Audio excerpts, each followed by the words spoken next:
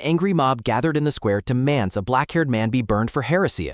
Bound to a cross, the prisoner endures the hateful insults of a crowd calling for death. A sharp slap sounds as the beaten man whispers a final plea before the flames rise. He attempts to deny the accusations while his strength fails under the weight of his chains. The man screams in agony as fire and magical energy consume him in a terrifying execution. Gasping for breath, the man wakes in a luxury bedroom, realizing it was all a nightmare. He sits in silence, still trembling from the vivid and painful memory of his supposed death. A gray-haired servant enters the room, asking if his master suffered through a bad dream. The servant approaches the bed with concern, asking the distressed black-haired man if he is okay. The master dismisses the servant's worry before being reminded of a scheduled meeting with the elders. The gray-haired servant assists the master in dressing, carefully placing a coat over his shoulders. Despite the assistance, the master remains cold and silent while a single tear falls from his eye. Suddenly, a sharp slap sounds as the master strikes the servant across the face with force. The servant asks if he committed a wrong, but the master merely asserts his absolute dominance.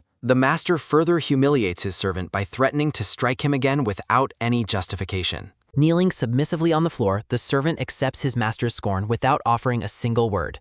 As the master walks away, the servant watches him with a lingering and strangely intense gaze. He smiles with eerie devotion, stating that he is content as long as his master is happy. At the council, Lord Allens challenges the elders' loyalty by pinning a dagger to the table. Elder Russ reveals his betrayal, claiming the area is surrounded by knights loyal only to him. Shock fills the room as a severed head rolls across the floor, signaling a failed coup. Covered in blood, Vorik returns to the chamber to report that the enemy knights are dead. Elder Russ gazes in horror at the brutal evidence of his failed attempt to seize power. Bystanders whisper about Vorac's legendary status as the Wolf King who can defeat entire armies alone. Defeated and trembling, the traitorous elder falls to his knees before his calm and unmoved master. Lord Alance listens coldly as Russ begs for mercy, citing their many years of service together. A metallic jingle sounds as a dagger is dropped on the floor, offering a grim choice. Using a magical eye technique, Lord Alance forces the traitor to grasp the weapon against his will. Under the master's absolute magical compulsion, the elder takes his own life in a bloody silhouette. Lord Alance warns the remaining council members that this is the inevitable consequence of betraying him. Terrified by the display of power, the assembly chants their eternal loyalty to Lord Alance. Despite his victory, the master trembles from the physical toll of overusing his powerful ability. Leaving the hall, Lord Alance and Vorik receive the humble greetings of the castle staff. Guards gossip about the failed betrayal and Vorac's lethal reputation as a god-killer standing by Allen's. Vorik prepares a leather riding whip, readying his master for their departure on horseback. A quick take sounding occurs as Lord Alance accepts the whip from his submissive servant's hands. Vorik warns his master to be cautious, staying close as they prepare to mount the horse. A quick catch sounds as Vorik supports the stumbling lord, who looks startled and flushed. Lord Alan's eye glows with a magical blue light as his irritation toward the servant grows. A sharp slap sounds as Lord Alance strikes Vorik with the whip for his perceived impudence. Vorik questions how he should provide assistance if his previous actions were considered a mistake. Lord Alans commands Vorik to crawl to him, and the servant obeys with a visible flush. A quick bang sounds as the master kicks Vorik, using him as a footstool to mount. While riding away, Lord Alance establishes a new, humiliating rule of service for the devoted servant. Vorik remains bowed in the dirt, left behind in a state of total, silent submission. He looks up with a blush and a wide, unsettling smile, accepting his master's cruel orders. Returning to his private quarters, Lord Allen orders his guards to ensure no one enters. Once alone, the master collapses against the wall, suffering from the severe backlash of his eyes. He clutches his head in pain, barely able to remain standing as the magical exhaustion intensifies. Collapsed by his bedside, the master weeps in the dark, overwhelmed by his hidden physical agony. Lord Alance demands the guard move aside so he can enter his private chambers alone. Vorik glares at the guard, forcing his way inside to find his master collapsed in pain. Vorik offers a special medicine for the Lord's headache before pulling him into a supportive embrace. Allens questions the medicine's origin, while Vorik asks if his master truly trusts him that much. Allens drifts into a deep sleep after whispering a soft, weary reply to his devoted servant. A shadow falls over Warwick's face as he wears a dark and unsettlingly satisfied smile. Cradling his sleeping master, the gray-haired servant urges him to find rest in the quiet night. A soft play sounding occurs as Warwick's gloved hand reaches toward the unconscious Lord Alans. Gently caressing his master's skin, Warwick whispers that the Lord has finally slept remarkably well. Heavy breathing fills the room while Allens remains trapped in a feverish and sensual slumber. Warwick remarks on how good his master smells as he hovers closely over his master's body. Pressing closer with a sharp bite, Warwick draws blood from the sleeping man's exposed mac. Waking with a start, Alance wonders if the intense sensations were nothing more than vivid dreams. Dressed and composed, Alans leaves his room while a guard offers a respectful, timely greeting. The blonde guard reports that Lord Warwick departed immediately after delivering the master's morning medicine. Alans asks about the servant's whereabouts, learning Warwick went to visit the Holy Child again. Suspicion clouds the master's eyes as he questions why Warwick would visit the child so frequently. From a distance, Alans watches Warwick claim that staying by his master's side is his joy. The master observes Warwick from afar, noting that his servant is taking a personal break. Alans commands his guards to prepare a carriage, deciding to head out into the city. A dark memory reveals two prisoners bound together by heavy chains in a cold stone dungeon. Visiting the cell, Alans listens as a scarred prisoner warns him about the upcoming crucial election. Alans offers to care for the prisoners' families, but the offer is rejected with deep bitterness. The prisoner reveals the ultimate betrayal, stating that their own families were the ones responsible. Riding through the city, the guard notes that the road ahead passes directly by the church. Alans watches with silent jealousy as Warwick smiles brightly while talking to the brown-haired girl. Stopping the carriage, Alans hears Warwick praising the girl's medicine for curing his master's chronic pain. Alans confronts the pair, asking what could possibly be making them both so incredibly happy. He offers Warwick a ride back, coldly claiming it was just a coincidence he passed by. Warwick follows with wolfish excitement, asking if his master came specifically to pick him up today. The girl looks on with heartbreak as she is suddenly ignored and left behind by Warwick. Inside the carriage, Alans questions Warwick about the frequency of his visits to the Holy Child. Warwick explains he only went to secure medicine for the master's frequent and painful headaches. Kneeling, Warwick asks how the master slept. Alans recalls his dream and says it was all right. Leaning in, the servant reminds his master to take the medicine again later that night. A quick bang sounding occurs as Alans kicks Warwick, seemingly irritated by his servant's closeness. Alans pins Warwick down with his boot, demanding to know if he truly trusts the girl.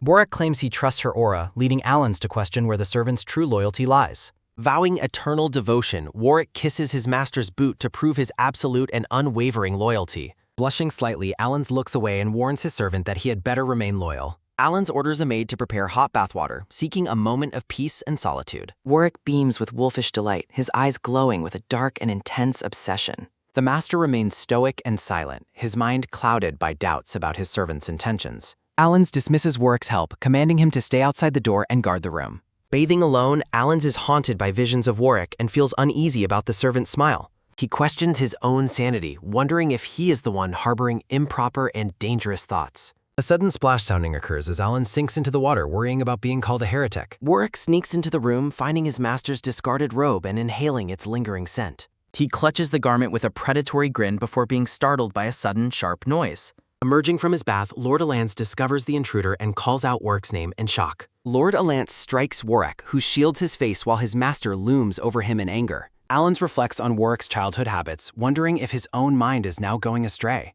Chibi Warwick gets a nosebleed while admiring his master's legs from a very specific and improper angle. Startled and deeply irritated, the master reacts with shock at his servant's sudden and strange behavior. Deciding he needs immediate punishment, Lord Alans kicks Warwick across the floor with a powerful strike. Back in his bedroom, Alan notes that the medicine has significantly lessened his chronic, painful headaches. The long-haired master consumes the blue medicine, hoping for relief from his constant, hidden physical pain.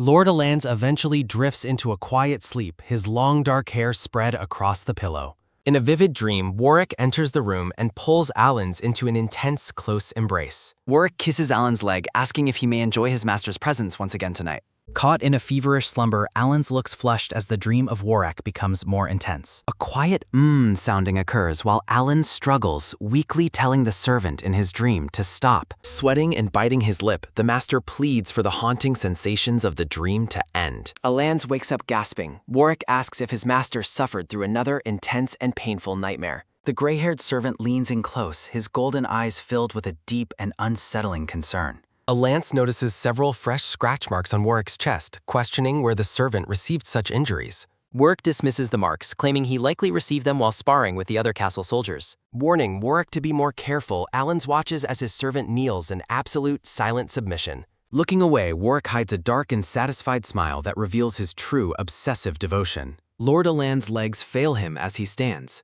Warwick warns him to be extremely careful today. Catching his stumbling master, Warwick asks if he is all right as Alans wonders why he feels weak. Warwick touches Alan's face, asking if he has a fever since his skin is so red. Exploding in anger, Chibi Alan screams for Warwick to get out and leave him alone immediately. Banished from the room, Chibi Warwick looks dejected as he stands guard outside the closed doors. Now fully dressed, Lord Alan's commands Warwick to follow him to a specific, undisclosed location today. The master remains silent and stoic, his profile lit by the bright morning light as they walk. A torch is raised high while an angry crowd screams for the heretics to be burned. 2 prisoners are bound together at a stake, awaiting their public execution for their forbidden love. Allens explains that their affair was reported to the church, leading to their current grim situation. Lord Alans watches the scene with a cold and detached gaze, his expression unreadable and firm. Warwick asks if love is truly wrong after Alans says they must die as condemned heretics. The mob continues to shout for death while the black-haired prisoner awaits his inevitable fiery end. Aiming a bow, Allens asserts that this death is the only consequence for crossing the line. A sharp zip sounding occurs as Allens looses an arrow, striking the doomed prisoner's silhouette. The crowd cheers for Allens' great shot while the fire begins to consume the 2 bound lovers. Internally, Allens apologizes to the victims, stating he only intended to make their deaths less painful. Warwick questions why he was brought to witness the execution. Allens looks away in heavy silence. The master looks down, his face shadowed as he reflects on the harsh reality of his power. Allens explains the event serves as a reminder for Warwick to never do things he shouldn't. Warwick confronts Allens about sacrificing loyal subordinates for reputation, causing the master to gasp in shock. A quick grab sounding occurs as Warwick seizes Allens' arm, ignoring the Lord's demand for release. Warwick pulls Allens into a tense, face-to-face confrontation, his golden eyes glowing with a dark intensity. The servant asks if his master was truly the one responsible for the betrayal and execution. With his eyes glowing blue, Lord Alans uses his magical compulsion to command Warwick to kneel. Warwick is forced to the ground, realizing his master is using the powerful illusionary eye technique. Walking away, Allens coldly tells Warwick that he is clearly not clear-headed enough to speak properly. Alans orders his servant to remain kneeling and reflect on his actions before finally departing. As Allens leaves, a group of robed figures watches Warwick kneeling in the middle of the bridge. The robed figures gossip about Allens' cruelty, suggesting Warwick should rebel and take the master's place. Suddenly, Warwick seizes one of the gossipers by the throat, asking if they truly want rebellion. The gray-haired Warwick looms over Sunnier, who desperately begs the Lord to have mercy on him. Warwick demands to know the identity of Sunnier's master, but the brown-haired man can only beg for mercy. A firm hand interrupts the tension as a voice commands the group to stop their aggressive interrogation. Allens stands beside Warwick, coldly noting that the captive man is already on the verge of death. Warwick explains that killing someone in public would cause unnecessary harm to Lord Alan's noble reputation. The gray-haired man releases his rough grip on Sunnier's chin, allowing the battered captive a moment of relief. Warwick dismisses the fallen man as a clown before Allens asks why he always walks away from him.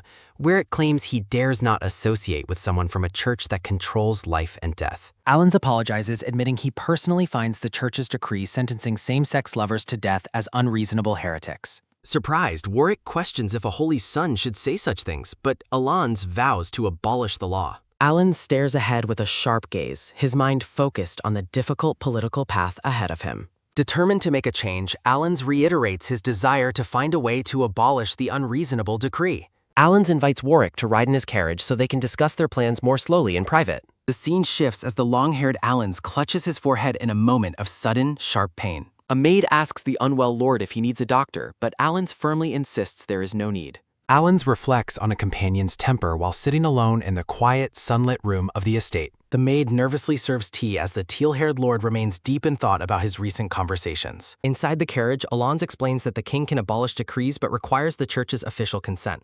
Warwick notes that Allens is the most promising candidate for the throne. Allens simply states that he will agree, leading Warwick to vow that he will ensure that agreement happens. A teacup clatters and spills as the teal-haired Alanis collapses unconscious across the wooden table. Moving with lethal intent, a hand draws a sharp silver dagger from a hidden place beneath dark clothing.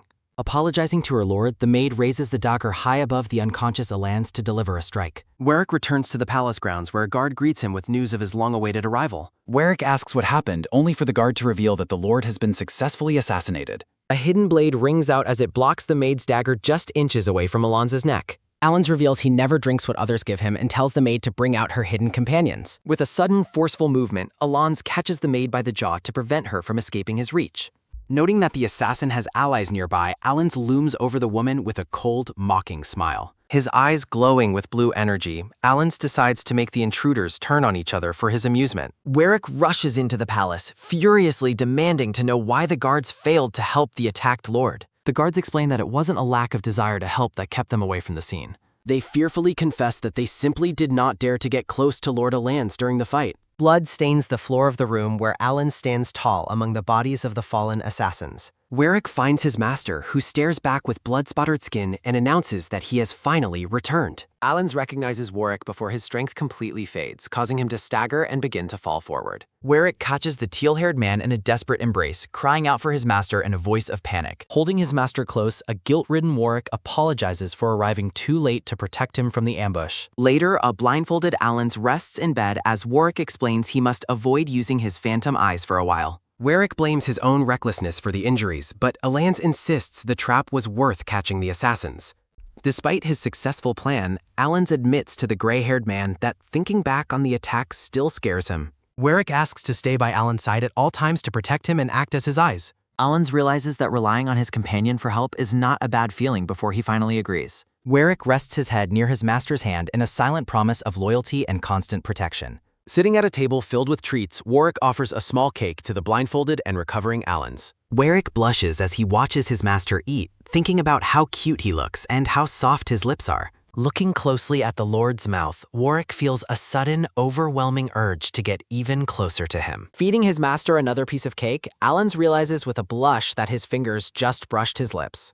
Chibi versions of the pair show a flustered Alan turning away while Warwick watches him with a curious expression. Ready to continue his work despite his condition, the blindfolded Alan asks to be taken to the study. Warwick gently agrees to the request, looking at his master with a soft, affectionate smile as he prepares to move. Warwick sweeps Alan into a bridal carry, claiming that carrying him is much faster than helping him walk. Warwick carries the blindfolded Allens through the grand hall, noting his master's complete and total dependency. Looking down at Allens with a soft smile, Warwick relishes his master's sudden and helpless vulnerability. A dark wish fills Warwick's mind as he hopes his master could remain blind for eternity. Warwick stares with predatory intensity, imagining a future where Allens never recovers his lost sight again. Allens claims Warwick is hurting him, leading the servant to offer a quiet and submissive apology. Warwick continues to hold Allens close, his face flushed while battling his improper and dark impulses. Questioning his own sanity, Warwick wonders what could be causing such dangerous and intense forbidden thoughts. Warwick remains deeply troubled by the sudden surge of dark desires toward his unsuspecting and blind master. Allens asks Warwick to read confidential letters, trusting him completely despite the servant's secret and dark thoughts. Allens notes that Warwick is the only person in the entire world he truly and absolutely trusts. Warwick prepares bathwater for Allens and offers to stand guard faithfully outside the closed bathhouse door. A sudden grab sounding occurs as Allens insists Warwick stay since he cannot see right now. Warwick is surprised by the invitation, remembering how Allens used to always send him away before. Staring intently, Warwick notices the mysterious mark on Alan's exposed back for the very first time. A quiet gulp sounding occurs as Warwick watches Allens bathe, his golden eyes fixed on his master. Watching from behind, Warwick thinks his master's vulnerable form is more beautiful than he ever imagined before. Warwick reaches out with a trembling hand toward his master, who sits quietly in the warm water. Holding a lock of Allens hair, Warwick notes his master is completely defenseless and trusting of him. Warwick brings the hair to his face, savoring the feeling of being completely trusted by Lord Allens. Sensing something strange, Chibi Allens calls out Warwick's name while the servant holds his long dark hair. Warwick asks if his master requires help with bathing since Allens is currently unable to see clearly. Allens agrees, noting that other nobles use attendants and he is currently blind to his own surroundings. Kneeling by the pool, Warwick prepares to wash Allens, his face flushed with an intense, burning heat. A soft sounding occurs while Warwick begins to wash Allens' chest with a damp white cloth. Allens lets out a quiet sound while Warwick stares at him with a flushed and intense expression. A sudden grab sounding occurs as Allens catches Warwick's wrist, sensing the servant's strange and silent hesitation. Allens pulls Warwick close, his face inches away as he repeatedly and desperately calls out his name. Warwick's golden eye narrows as he stares back at his master with a look of deep worry. Allens questions why Warwick stopped, his blindfolded face turned toward the silent and sweating gray-haired servant. Warwick realizes how close he came to making a move that would permanently banish him far away. Allens stands outside the Grand Cathedral, asking a castle guard where Warwick has gone this early morning. Allens reflects on Warwick's recent and strange distractions after learning the servant visited the church again. Inside the church, Warwick asks the Holy Sun for a special medicine to help himself specifically today. Warwick asks if there is a specific potion available that can successfully suppress his dark, unwanted desires. The Holy Sun presents a strong suppressant, warning that it causes a brief period of total confusion. Warwick is warned not to drink too much as he accepts the small glowing pink glass bottle. The Holy Sun smiles maliciously, revealing the potion actually releases desires instead of suppressing them completely. A sudden stumble sounding occurs as Allens stumbles through the hall, rejecting a castle guard's help. Alan's insists he is not ready for help, his expression firm while searching for his missing servant. Leaning against a wall, Alan's admits he feels a deep and unsettling uneasiness whenever Warwick isn't nearby. Alan's continues his inner monologue, feeling strangely vulnerable and unsettled without Warwick there to protect him. Alan's recalls Warwick's solemn promise to stay by his side and protect him at all times today. Night falls over the Grand Palace as Warwick returns and asks a guard for Lord Alan's location. Warwick learns that Alan's is in the cellar, a place the master almost never chooses to visit. Holding a lantern, Warwick enters the dark cellar and finds 2 empty wine bottles discarded nearby. Warwick's eyes widen in shock as he discovers his master sitting alone in the cold, dark cellar. Lord Alan sits dejectedly on the stone floor, drinking directly from a large wine bottle in silence. Warwick questions why his master is on the floor and notices Alan's is not wearing any shoes. Grabbing Warwick's collar, Alan's asks the servant if he actually intended to return to his side today. Surprised by the sudden closeness, Warwick notes that his master took the initiative to approach him tonight. Alan's asks Warwick how he should punish the servant for his recent disappearances and behavior. Warwick says he'll accept any punishment as he and Alan stare at each other intensely. Alan's pulls Warwick close, announcing that the servant's punishment will begin right at this moment.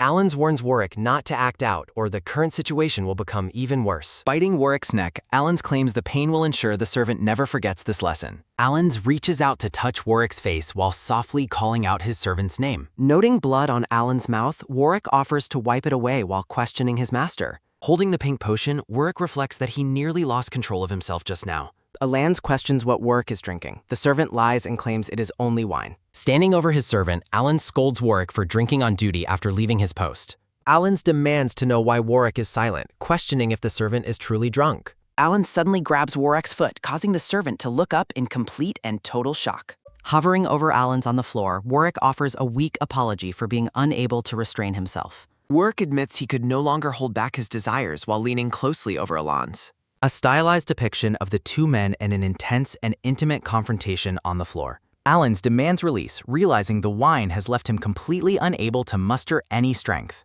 A hand reaches out across the stone floor toward a nearby discarded wine bottle.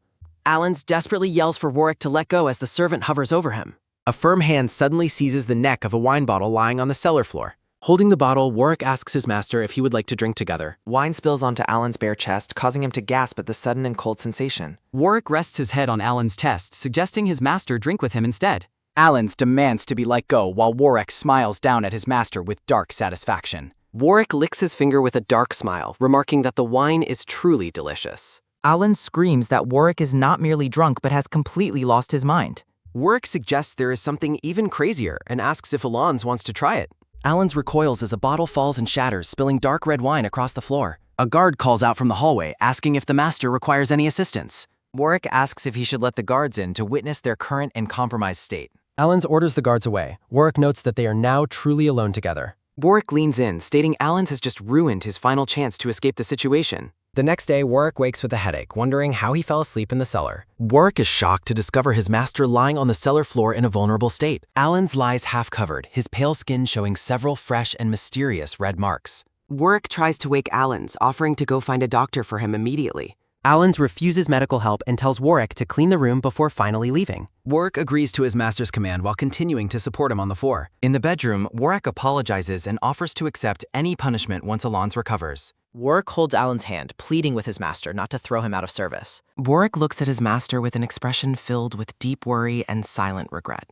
Alan's cries softly and tells Warwick not to leave his side under any circumstances. Bright morning sunlight fills the room as Alan's rests peacefully in his large back. Alan sits up in bed, his long dark hair falling loosely over his shoulders. Warwick apologizes for Alan's condition and begs not to be sent away from his side. A close-up shows Alan's looking away with a somber and thoughtful facial expression. Warwick watches his master with a hopeful and intense gaze while awaiting a response. Alan's claims they were only drunk and that nothing else happened in the wine cellar. Warwick agrees that the bad thing did not occur that night as Alan suggests. Warwick claims to know what Alan's truly wants as they stare at each other. Alan's touches Warwick's face, stating that everything will change once the election concludes successfully. Lord Alan's touches Warwick's face with a gentle, lingering hand as they stand close together. Warwick offers a dark, confident smile while vowing to remove every obstacle for his master. Charging into battle on a dark horse, Warwick leads an army toward the Grand Castle. Warwick fights with fierce intensity, crushing every city that dares to oppose his master's rise. Narrator explains how Alan's gained crucial support through repeated negotiations with previously neutral lords.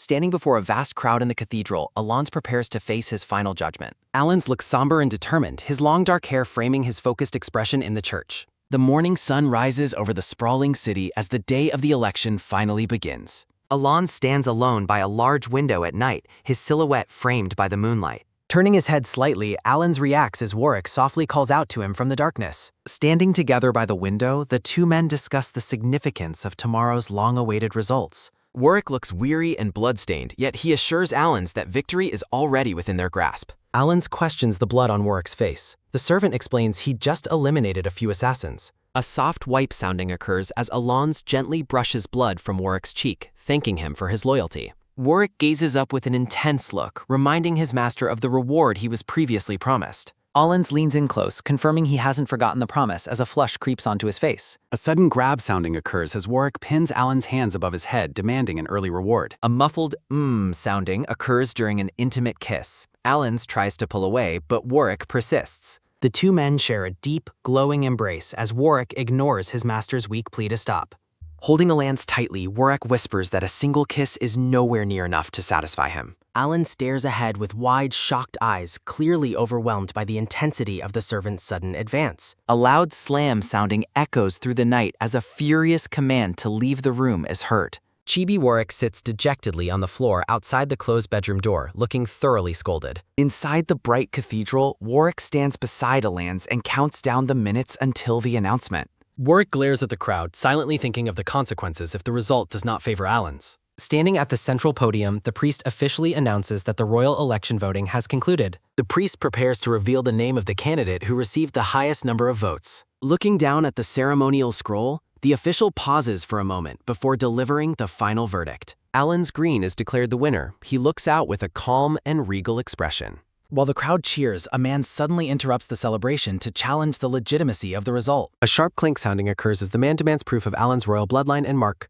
Challenging the assembly, the man argues that blood marks can be faked and requires absolute verification. Warwick turns with a menacing glare toward the challenger, but Alans remains composed and holds him back. Alans calmly accepts the challenge, stating he has no fear of undergoing a public test of his blood. The priest suggests using holy water to verify the mark as it is the only undeniable proof. The official explains that holy water will make a true mark resonate while washing away any forgery. Alans begins to unbind his clothing, preparing to expose the mark on his back for the test. Turning his back to the priest, Alans reveals his bare skin to the entire expectant congregation. A close-up shows the intricate, dark, snake-like mark etched onto the skin of Alan's upper back. Warwick suddenly seizes the priest's wrist, questioning the authenticity of the holy water being used today. Warwick insists that his master's reputation is too valuable to be tested with potentially fraudulent water. Stripping off his own shirt, Warwick reveals a wolf mark and demands to be tested first. The crowd gasps in shock, realizing the gray-haired servant also possesses the mark of a royal. Onlookers whisper in disbelief, questioning how a true royal could ever choose to serve as a common servant. A quick click sounding occurs as the priest allows Warwick to take the bottle and perform the test. As the water touches his skin, the wolf mark on Warwick's shoulder begins to glow with blue light. Warwick takes the initiative to personally pour the remaining holy water over the mark on Alan's back. The snake mark reacts instantly, radiating a brilliant blue glow that confirms its absolute and divine legitimacy. The priest stares in awe, loudly proclaiming to the crowd that the mark is undeniably real. The challenger is silenced as the congregation realizes there is no longer any reason to doubt Lord Alans. Warwick stares down the silent crowd, daring anyone to challenge Alan's newly confirmed royal legitimacy. In a show of absolute reverence, the entire congregation bows before Alans and Warwick. The priest offers a deceitful smile before Warwick leans in to settle the matter of the medicine later. As the carriage reaches the council chamber, a sudden stop sounding signals their arrival at night. Warwick gazes out at their destination while Alans rests peacefully against his shoulder in the carriage. Gently stroking Alan's face, Warwick suggests they can finally relax now that the tension is past. A rhythmic thud sounding occurs as Warwick carries his master into the empty, moonlit throne room. Standing before the seat of power, Warwick congratulates his master on finally fulfilling his greatest wish. Warwick gazes at the golden throne, declaring that it is the only seat truly worthy of Alans. Gazing at the sleeping man, Warwick promises to collect a specific reward once his master awakens. Alan's eyes slowly flutter open as he begins to stir from his deep and peaceful slumber. Warwick greets his master with a kiss to the hand, reaffirming his role as a loyal subject. Looking around the grand hall in confusion, Alans wonders how they arrived at the throne room. Warwick explains he dismissed the guards to discuss the reward he was previously promised while leaning close. A deep flush spreads across Alan's face as he reacts to the servant's bold and intimate proximity. Warwick hovers over Alan's, his gaze fixed on his master's lips with an intense, unwavering desire. The distance between the two men closes as they share a moment of heavy, breathless anticipation. Warwick teasingly asks if Alans wants to be left unable to walk on his own coronation head. While Alans watches from the terrace, Warwick displays his incredible vitality during an early morning training session. The observer notes that Warwick possesses a divine strength that seems to have no proper outlet. A sudden prp sounding occurs as Chibi Allen spits out his tea in sheer wide-eyed shock. Warwick pauses his training, surprised that his master would choose to seek him out so directly. Sweat drips from Warwick's brow as he catches his breath following the intense physical exertion.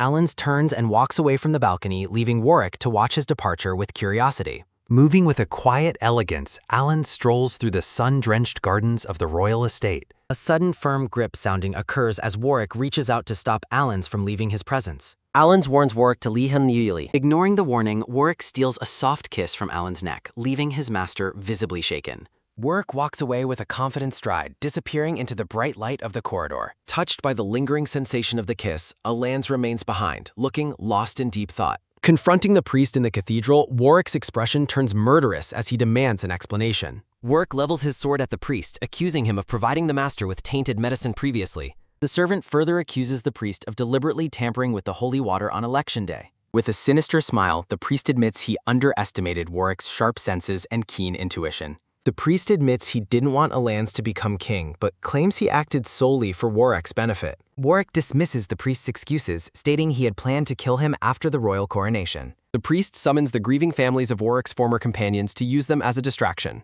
An elderly couple recognizes Warwick, their voices trembling as they identify the former royal servant. Tears stream down the mother's face as she pleads for justice for her lost son. Warwick looks at the parents, who accuse Alans of being responsible for their son's death. The mother laments their homelessness, claiming Alans is too cruel to tolerate families of magic users. Whispering poisonous words, the priest questions if Alans could ever truly value Warwick's feelings or desires. The priest suggests Warwick use the royal seal to seize the throne for himself instead of serving. The elderly couple continues their emotional assault, painting Alans as an irredeemable and cruel monarch. A sudden, violent slash sounding occurs as a spray of blood paints the priest's white robes. Warwick stands over the slain parents, his sword dripping with blood in the cold cathedral light. Warwick coldly reveals his own investigation proved these parents were the ones who betrayed their son. Looming over the priest, Warwick mocks the man for thinking he wouldn't uncover the truth alone. Declaring that the traitors got what they deserved, Warwick turns his chilling gaze toward the priest. An agonized sounding escapes the priest as Warwick violently seizes him by the throat.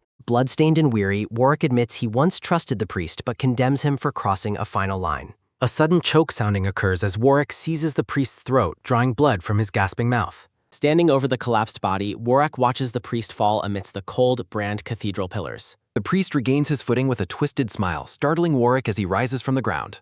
Gazing with a sinister red eye, the priest mocks the idea of mere humans being able to kill him. A dark energy swirls as the priest asks if Warwick believes himself more suited for the crown than Alans. With blood on his lips, the priest suggests that Warwick is the one who truly belongs on the throne. Warwick stares in disbelief, shocked to discover that the priest also possesses the power of illusion eyes. Leaning in close, the priest warns that Alans's treatment of him will change once he secures the throne. A shimmering light fills the hall as Warwick is suddenly pulled into a chilling, ethereal vision of the future. In the vision, Alan sits upon the golden throne and coldly commands Warwick to end his own life. Chained and broken, Warwick begs for mercy as Alans walks away, claiming the servant is no longer useful. Alans laughs cruelly, admitting he only used Warwick to gain power and feels disgusted by the servant's touch. Tears stream down Warwick's face as he realizes his master never cared for him and wants him gone. A heavy thud sounding echoes as Warwick collapses in reality, completely overwhelmed by the priest's psychological assault. Holding a mechanical eye, the priest sighs and remarks that the gray-haired man is such a hassle to control. A sharp ch sounding occurs as the priest discards the device, satisfied with the damage he has dealt. The priest smiles triumphantly over the fallen Warwick, confident that the seed of betrayal has been planted. Under the moonlight, Alans questions Warwick's late return while the servant climbs the stairs with a heavy heart. Alans explains he wants Warwick to oversee the wine for the coronation, trusting only him with the ingredients. Walking away into the shadows, Warwick dismisses his master's concern and claims he just needs some rest. The grand cathedral stands silent and imposing beneath a crescent moon on the eve of the coronation ceremony. As the ceremony begins, Alan stands before the altar, unaware that his blind trust is his greatest weakness. Warwick presents the ceremonial wine, and the priest invites the new king to drink and receive his blessing. Alans takes the golden cup from the tray, preparing to finalize his ascension to the royal throne. After drinking, Alans addresses the crowd to thank them for their trust as he begins his royal decree. A sudden sounding escapes Alans as he clutches his chest, his face contorting in sudden, agonizing pain. A quick snatch sounding occurs as Warwick pulls the royal garments away from his master's failing grasp. Alan's hand trembles as he reaches out for support, his strength rapidly fading as the poison takes hold. Collapsed on the floor, Alans looks up in desperation and calls out for Warwick to help him. Warwick looks down with a cold, detached expression as Alans desperately clings to the hem of his cloak. Warwick announces to the shocked crowd that the kings of the past have rejected Alans as their ruler. Coughing up blood, Alans stares at the servant in disbelief as he loses consciousness on the cathedral floor. The priest addresses the congregation, declaring that fate has chosen someone else to lead the kingdom today. Warwick stands tall and regal, his eyes cold and unwavering as he assumes control of the chaotic assembly. A sharp clank sounding occurs as Alanis awakens in a dark dungeon, his limbs bound by heavy iron chains. Dressed in royal furs, Warwick enters the cell and looks down at his former master with chilling indifference. Alans realizes this was Warwick's plan all along, accusing him of conspiring with the priest to steal the crown. Warwick leans in, asking if Alans truly intended to become king and then abandon him like garbage. A sudden click sounding occurs as the golden collar around Alan's neck begins to glow with a deadly light. A pained sounding erupts from Alans as the collar releases a violent surge of red electrical energy. Hanging limp from his chains, Alans weeps in agony, his body broken by the constant, agonizing torture. Warwick explains the collar is custom-made to inject neurotoxins whenever Alans tries to use his illusionary eyes. Watching Alan suffer, Warwick shows no remorse for the pain he is inflicting on his former master. Warwick strokes Alan's face and mockingly asks if the pain of the betrayal is too much to bear. A sharp hiss sounding occurs as Alans recoils, desperately screaming at Warwick to never touch him again. Ignoring the plea, Warwick forces an intimate kiss upon Alans, claiming that his master belongs to him now. Warwick pins Alans against the wall, declaring that he has the right to touch him however he chooses. In a moment of pure desperation, Alan's eye glows cyan as he inadvertently attempts to activate his powers. The collar reacts instantly with a crackle, and Alan's body is once again racked with an agonizing electrical shock. A sudden sounding escapes as red electrical energy crackles violently around the agonizing scene. Warwick warns Alans to stop struggling and behave so he will suffer less in his chains. Sinking into a mental abyss, Alans feels overwhelming pain radiating through his entire broken body. Drowning in despair, Alans wonders if there is anyone left to trust after Warwick's ultimate betrayal. Warwick looms over his captive, mocking Alans for finally giving up and ending his desperate struggle. Warwick's expression softens slightly as he notices Alans is crying during their tense confrontation. Chained and weeping, Alans laments that Warwick was the last person he expected to do this. Looking up from the floor, Alans asks how his former servant could treat him so cruelly. A sudden sounding occurs as Warwick clutches his head, prompting a worried call from Alans.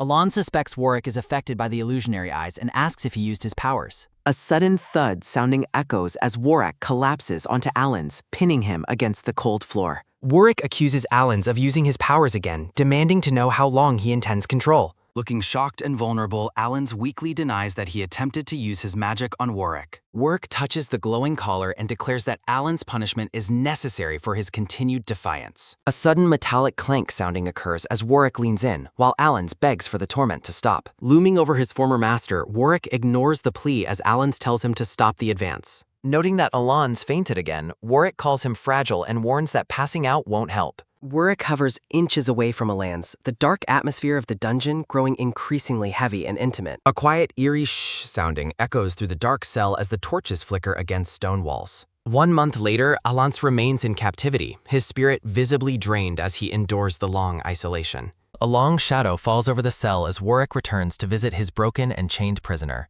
Warwick notices Alans is sweating and checks for a fever, but Alans screams in terrified rejection. Alans recoils in fear, clutching his head as he desperately begs Warwick not to touch him again. Warwick asks if Alans is truly scared of him before coldly demanding that his captive come closer.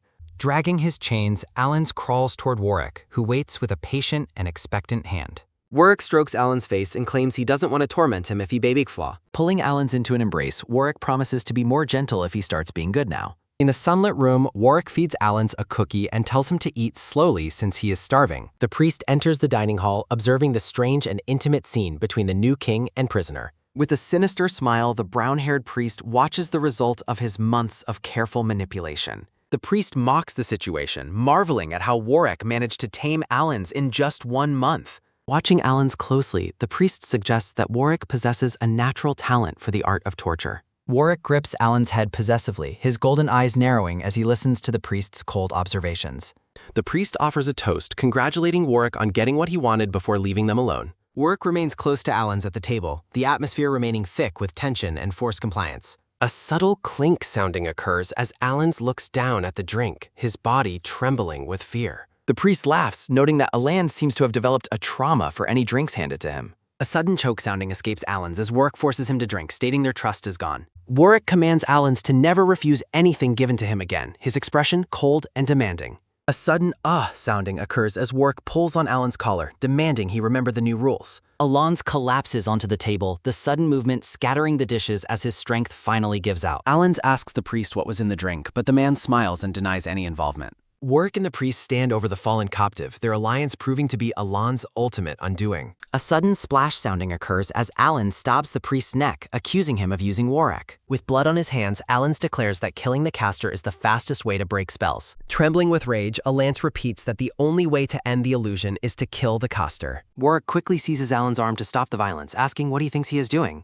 Bleeding from the neck, the priest laughs and admits he knew Alan's couldn't be easily tamed. Alan's realizes the man has an immortal body and asks if he is a follower of Satan. The priest mocks Alan's for his knowledge, while Alan's realizes that even immortality has its hidden limits. Warwick holds Alan's arm while the priest asks the king to stop the dark-haired man's attack. A sudden grab sounding occurs as Warwick seizes Alan's, claiming his recent submissiveness was merely an act. Alan's tells the king to let go, promising to reveal the true source of the illusions. A sharp stab sounding echoes as a dark blade unexpectedly pierces through Alan's body during the struggle. Alan's looks down at the bleeding wound in disbelief before collapsing into his master's arms. Warwick holds Alan's as he falls, desperately calling out his name while the prisoner loses consciousness.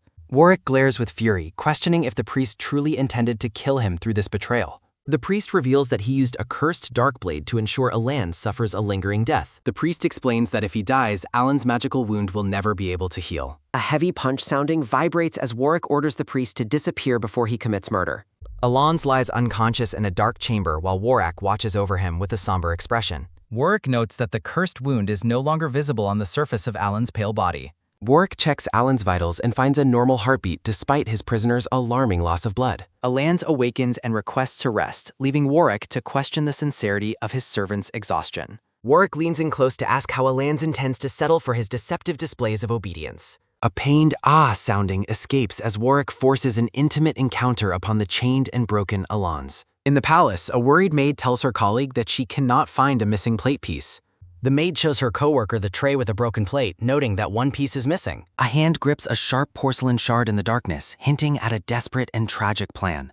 Alan lies motionless in the bed as his consciousness fades away in the quiet of the night. Distant memories of Warwick's former warmth drift through Alan's mind as he nears the end of his strength. A soft release sounding occurs as the blood-stained shard slips from Alan's fingers onto the bed. Warwick tells the unresponsive man he's being spared this time only because he is so fragile. Warwick hovers over the sleeping Alans, his possessive gaze reflecting a mix of obsession and dark concern. Alan lies still with his eyes closed as Warwick leaves the room, the silence growing heavy.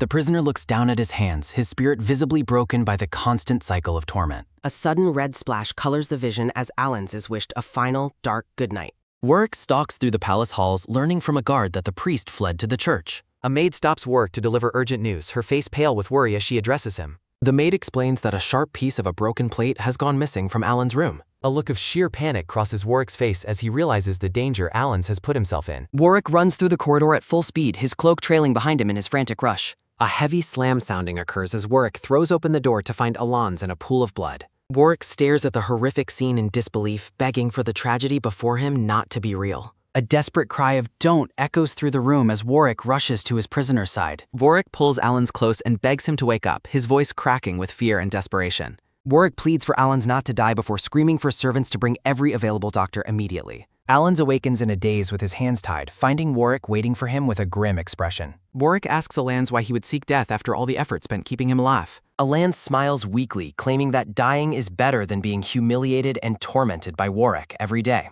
Warwick warns Alan's that since he doesn't cherish himself, he will no longer be shown any mercy. Alan's gasps in terror as Warwick pins him against the pillows, his intentions turning cold and violent. Warwick mockingly asks if Allens is finally scared after claiming he was unafraid of death before. Tears stream down Allen's face as Warwick promises that doctors will keep him alive through any pain. The next morning, a crow perches on a stone ledge while the priest watches from the shadows. A sharp crack sounding occurs as the priest breaks a glass, hearing that Warwick has stayed with the Lance. The priest declares that he has changed his mind and now insists that Allens must be killed. A pained sounding escapes Allens as a doctor uses glowing magic to stabilize his failing health. The doctor warns Warwick that healing spells are failing because Allen's spirit is too weak to survive. Warwick dismisses the staff and tries to comfort Allens, offering him water in the quiet, tense room. Looking up from the bed, the dark-haired Allens asks Warwick why he won't continue his torment. Warwick vows to watch Allens every moment, but Allens scoffs at the king's futile attempts to stop his death.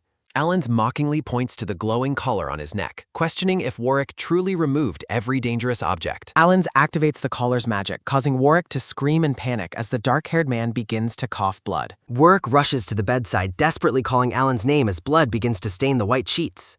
A sudden click sounding occurs as Warwick frantically unfastens the glowing collar from Allens' neck. Warwick holds Allens' hand and asks if he is all right, but the prisoner remains silent and unresponsive. With a sinister smile and glowing blue eyes, Allens thinks to himself that the fool has finally taken the bait. The dark-haired man revels in his deception, observing the gray-haired king's genuine concern with cold, calculating eyes. Allens leans into Warwick's space, demanding to know the true reason behind his former servant's betrayal. Warwick cries as Allens explains he was deceived by lies into believing his master had abandoned him. Allens confirms the deception was absolute before coldly declaring that the king is now entirely useless to him. Shattering illusions fill the air as Allens orders Warwick to end his life, expressing disgust at his touch. A soft thud sounding occurs as Warwick collapses onto the bed, succumbing to the weight of the spell. Allens stands over the fallen king, noting that the power dynamic between them has finally shifted back. Looking down at the unconscious man, Allen heartlessly states that he truly does not want Warwick anymore. A lance prepares to leave the chamber, offering one final, mocking address to the man he once called servant. As Allens walks away, the gray-haired man weakly reaches out from the floor, begging him not to leave. Warwick lies on the bed in a state of despair, sobbing as he pleads for Allens to stay. Allens pauses near the doorway, reflecting that he cannot simply walk away after all that has occurred. Turning back with a scowl, Allens kicks Warwick off the bed while calling him a complete fool. Allens continues his assault, labeling Warwick a stupid dog who let himself be blinded by his own lust. A sudden sounding occurs as Allens continues to vent his frustration on the pathetic fallen king. Memories of a poisoned toast flash through Allens' mind as he mentions explaining the Holy Child's role later. Warwick snaps awake from the vision with a panicked scream for his master, his eyes wide with terror. Finding the bedroom empty, Warwick frantically searches the chamber while crying out for the missing Allens. A sharp hiss sounding escapes Warwick as he clutches his head, the lingering pain of the illusion throbbing painfully. Chained visions of a screaming Allens haunt Warwick's mind, causing the king to collapse in a state of shock. Tears of regret stream down Warwick's face as he realizes the horrific truth of what he did. Outside the church, a guard informs Warwick that the priest is praying, but the king demands they move. Warwick storms toward the inner sanctum, shoving aside anyone who dares to block his path of vengeance. A swift swish sounding occurs as Warwick draws his blade, the cold steel reflecting his murderous intent. With a look of focused determination, Warwick pins the priest against the wall with his cold sword. Standing over the impaled man, Warwick addresses him with pure hatred as the priest begins to bleed out. Warwick curses the priest for the brainwashing, blaming the man for everything that has gone wrong with Allens. The priest laughs through his blood, suggesting Warwick's own suppressed desires for Allens were the true cause. Warwick remains silent, his golden eyes narrowed in fury as he processes the priest's mocking and cruel words. The priest warns that Allens will never forgive being treated like a possession and will be impossible to find. At the palace gates, a guard stops a mysterious hooded figure and demands to know their identity. Revealing his glowing blue eyes, Allens commands the guard to prepare a horse and open the gates immediately. The guard quickly bows his head, acknowledging the command with a nervous and immediate affirmation. A sudden clatter sounding echoes as Allens gallops away into the night, escaping his golden cage at last. Back at the church, Warwick twists the sword in the priest's chest, warning him to stop his games. The priest smiles, claiming Allens will die if he does, but offers to help Warwick find the runaway. Gritting his teeth in frustration, Warwick demands to know exactly what the priest is planning to do next. The priest mentions a wounded man while purple magic flares from his hand, triggering a dark and ancient spell. A sharp gasp sounding occurs as Allens, still riding his horse, feels a sudden agonizing pain in his chest.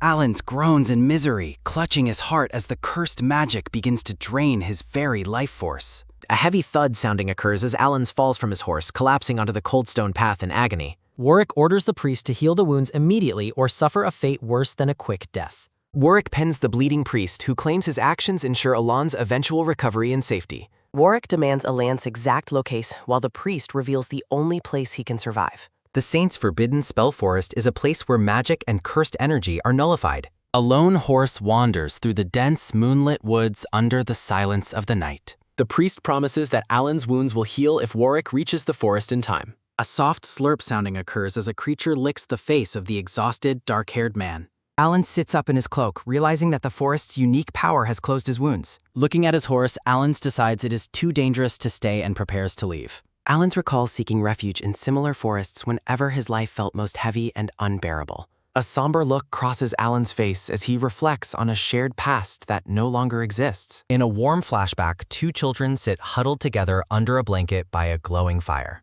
A younger Alan's blows on her cold hands while the firelight flickers against the winter snow. A sudden grab sounding occurs as a companion's hand reaches out to provide warmth and comfort. Young Warwick smiles brightly while holding Alan's hand, a moment of pure and innocent connection. Alans looks ahead with cold resolve, shaking off the weight of those now bitter childhood memories. Sitting alone, Alan heartlessly notes that the bond they once shared is permanently and utterly broken. Warwick commands his soldiers to divide into teams and bring doctors to ensure Alan's safe recovery. The soldiers affirm the order as they gallop their horses across the sun-drenched plains in pursuit. Warwick urges his horse forward with frantic desperation, silently begging his master to wait for him. A crow watches as the priest's hand bleeds from a shard, the scene filled with malice. Still chained and bleeding, the priest wonders if Alans has already reached the heart of the forest. The priest smiles sinisterly, eager to see how Alan's reacts to the dark surprise he prepared. Crows take flight over the vast forest canopy as the morning sun begins to rise. Alan's pauses in the shadows, his senses heightened as he searches for any signs of predators.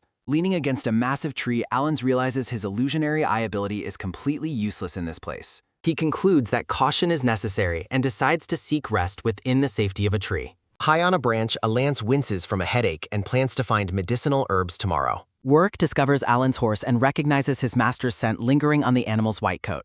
A sharp spit sounding occurs as the horse mocks Warwick, leaving the gray-haired man feeling frustrated. Warwick tracks the scent through the woods and determines the specific direction Alan's must have taken. Sensing danger, Warwick realizes Alan's is vulnerable without magic just as a massive black wolf attacks. A swift slash sounding occurs as Warwick's blade glows with power, cutting through the predatory beast. Deep in the forest, Alan's strength finally fails him and he collapses onto the mossy ground. Warwick moves through the trees with focused intensity, sensing that his master is extremely close by. A sharp gasp sounding occurs as Warwick rushes forward to catch Alan's before he hits the earth. Warwick is overcome with relief and panic as he holds the unresponsive, dark-haired man in his arms. Cradling Alan's head, Warwick begs him to wake up and look at him once again. Warwick continues his desperate pleas, his eyes filled with fear as Alan's remains in a deep daze. Sensing an intense heat, Warwick leans close to Alan's face to check the severity of his fever. Warwick sits beneath a tree with Alan's, providing what little comfort he can in the quiet woods. Alan's weakly protests his help, but Warwick insists he is only wiping away the excessive sweat. Warwick unfastens Alan's shirt to check his wounds, overwhelmed by guilt for causing such immense suffering. Looking at the scars on Alan's chest, Warwick acknowledges that all this pain is his own fault. Warwick clutches his head in a fit of self-loathing, declaring his past actions to be entirely unforgivable. A soft sounding occurs as Warwick gently applies medicine, promising to be careful with Alan's pain. Warwick blushes with shame, calling himself a beast for feeling attraction while Alan's is so fragile. The gray-haired man remains conflicted as he watches over his master during the fading light. Warwick gazes longingly at Alan's, thinking he looks attractive and debating a single stolen kiss. Warwick leans in closer, trying to convince himself that one small kiss wouldn't be a problem. Alan suddenly opens his glowing blue eyes, catching Warwick in the middle of his shameful advance. With a loud slap sounding through the forest, the dark-haired man demands to know why the other dares to show his face again. Kneeling, the gray-haired man apologizes to his master, explaining he was controlled by the saint and would have died without his help, prompting the master to warn him not to let it happen again. The dark-haired master glares down with cold, unforgiving eyes. In a chibi flashback, the gray-haired man clings to his master's leg, begging him not to leave. Distracted by the clinging, the chibi master trips and falls flat on his face. The gray-haired chibi climbs onto his dazed master's back, continuing to shout his name. Later, sitting as chibis around a campfire, the gray-haired man tries to start a conversation. The gray-haired man points out the dangers of the forest and begs his master to let him stay until he recovers, but the master coldly tells him to stay away.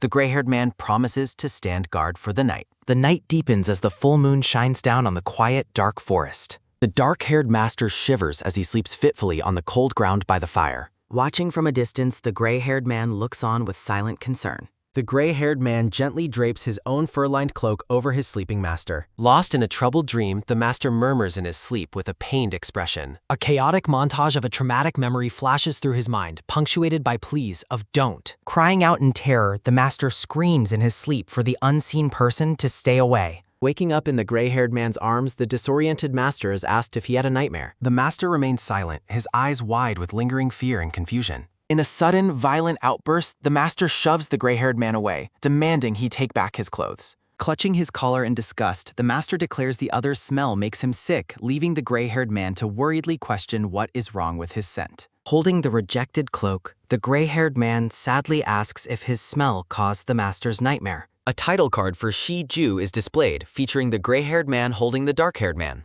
A single harsh insult echoes. Smelling the other's stupidity makes him want to vomit. The gray-haired man asks again if it was his smell that gave his master nightmares. Kneeling, the gray-haired man tearfully reminds his master of a time when they were hunted and he was trusted, but the master harshly tells him to stop. Rising to his feet, the master coldly declares that their past is gone and they can never go back. Grabbing his master's hand, the gray-haired man desperately insists that they can go back. Embracing his master from behind, the gray-haired man cries and makes a desperate vow to do anything he is told. The gray-haired man notes that his master is trembling while the master struggles, pleading not to be touched. Reminding the gray-haired man of his promise to obey, the master coldly commands him to stop following. The scene transitions to the following day as sunlight filters through the trees. In a clearing, the master explains that his body now instinctively rejects the other man. The master turns to leave, stating that their proximity only causes harm and it's time to part ways, leaving the gray-haired man stunned into silence. As the master walks away into the woods, the gray-haired man watches, whispering desperate pleas for him not to go.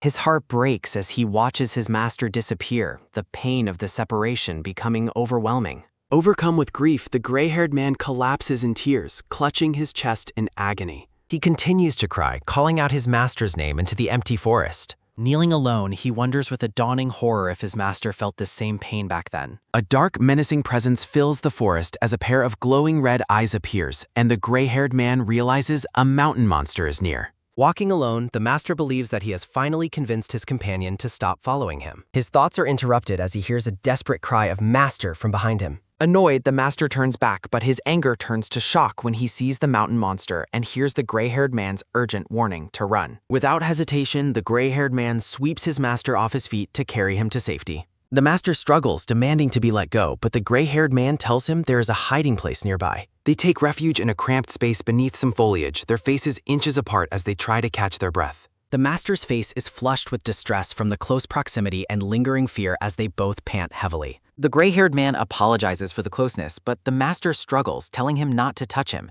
His companion gently asks him to endure it for now. Pulling his master into a protective embrace, the gray-haired man softly reassures him that he won't be hurt anymore. As a single tear escapes his eye, the gray-haired man whispers a solemn vow: never again. The scene shifts to a bird perched on a branch, signaling that the danger has passed. Now sitting on a rock, the master reports that the monster is gone and asks why his companion hasn't moved away yet. The gray-haired man argues that once they leave the forest, his master will use magic to force him away. Warwick clings to Alan's, claiming this is his last chance and suggesting physical contact will help Alan's tolerate him. Alan scolds the man for his clouded mind, while Warwick admits he would rather stay lost than lose him. A promotional illustration depicts a blindfolded Alan's being held by the determined Warwick amidst a blood-stained scene. Warwick begs to sink into a dream together, but Alan's coldly rejects the idea of being controlled by him. A loud boom sounding occurs as Alan's delivers a powerful kick, sending Warwick crashing to the ground. Warwick groans in pain, curled on the floor after being rejected by his master's physical force. Alan's walks away with a cold expression, leaving the fallen king alone in the dark chamber. Warwick frantically begs Alan's to wait for him while the master continues his steady, unyielding retreat. As they move through the trees, a sudden rustle in the grass puts both men on high alert. A massive reptilian beast with razor-sharp teeth lunges from the shadows with a deafening roar sounding. Alan's commands Warwick to watch out as the predatory monster prepares to strike at the gray-haired man. A sharp clang sounding occurs as Alan's blocks the beast, noting that the creature's scales are hard as steel. Looking at the armored predator, Alan's realizes that its scales are tough but not invincible to his skills.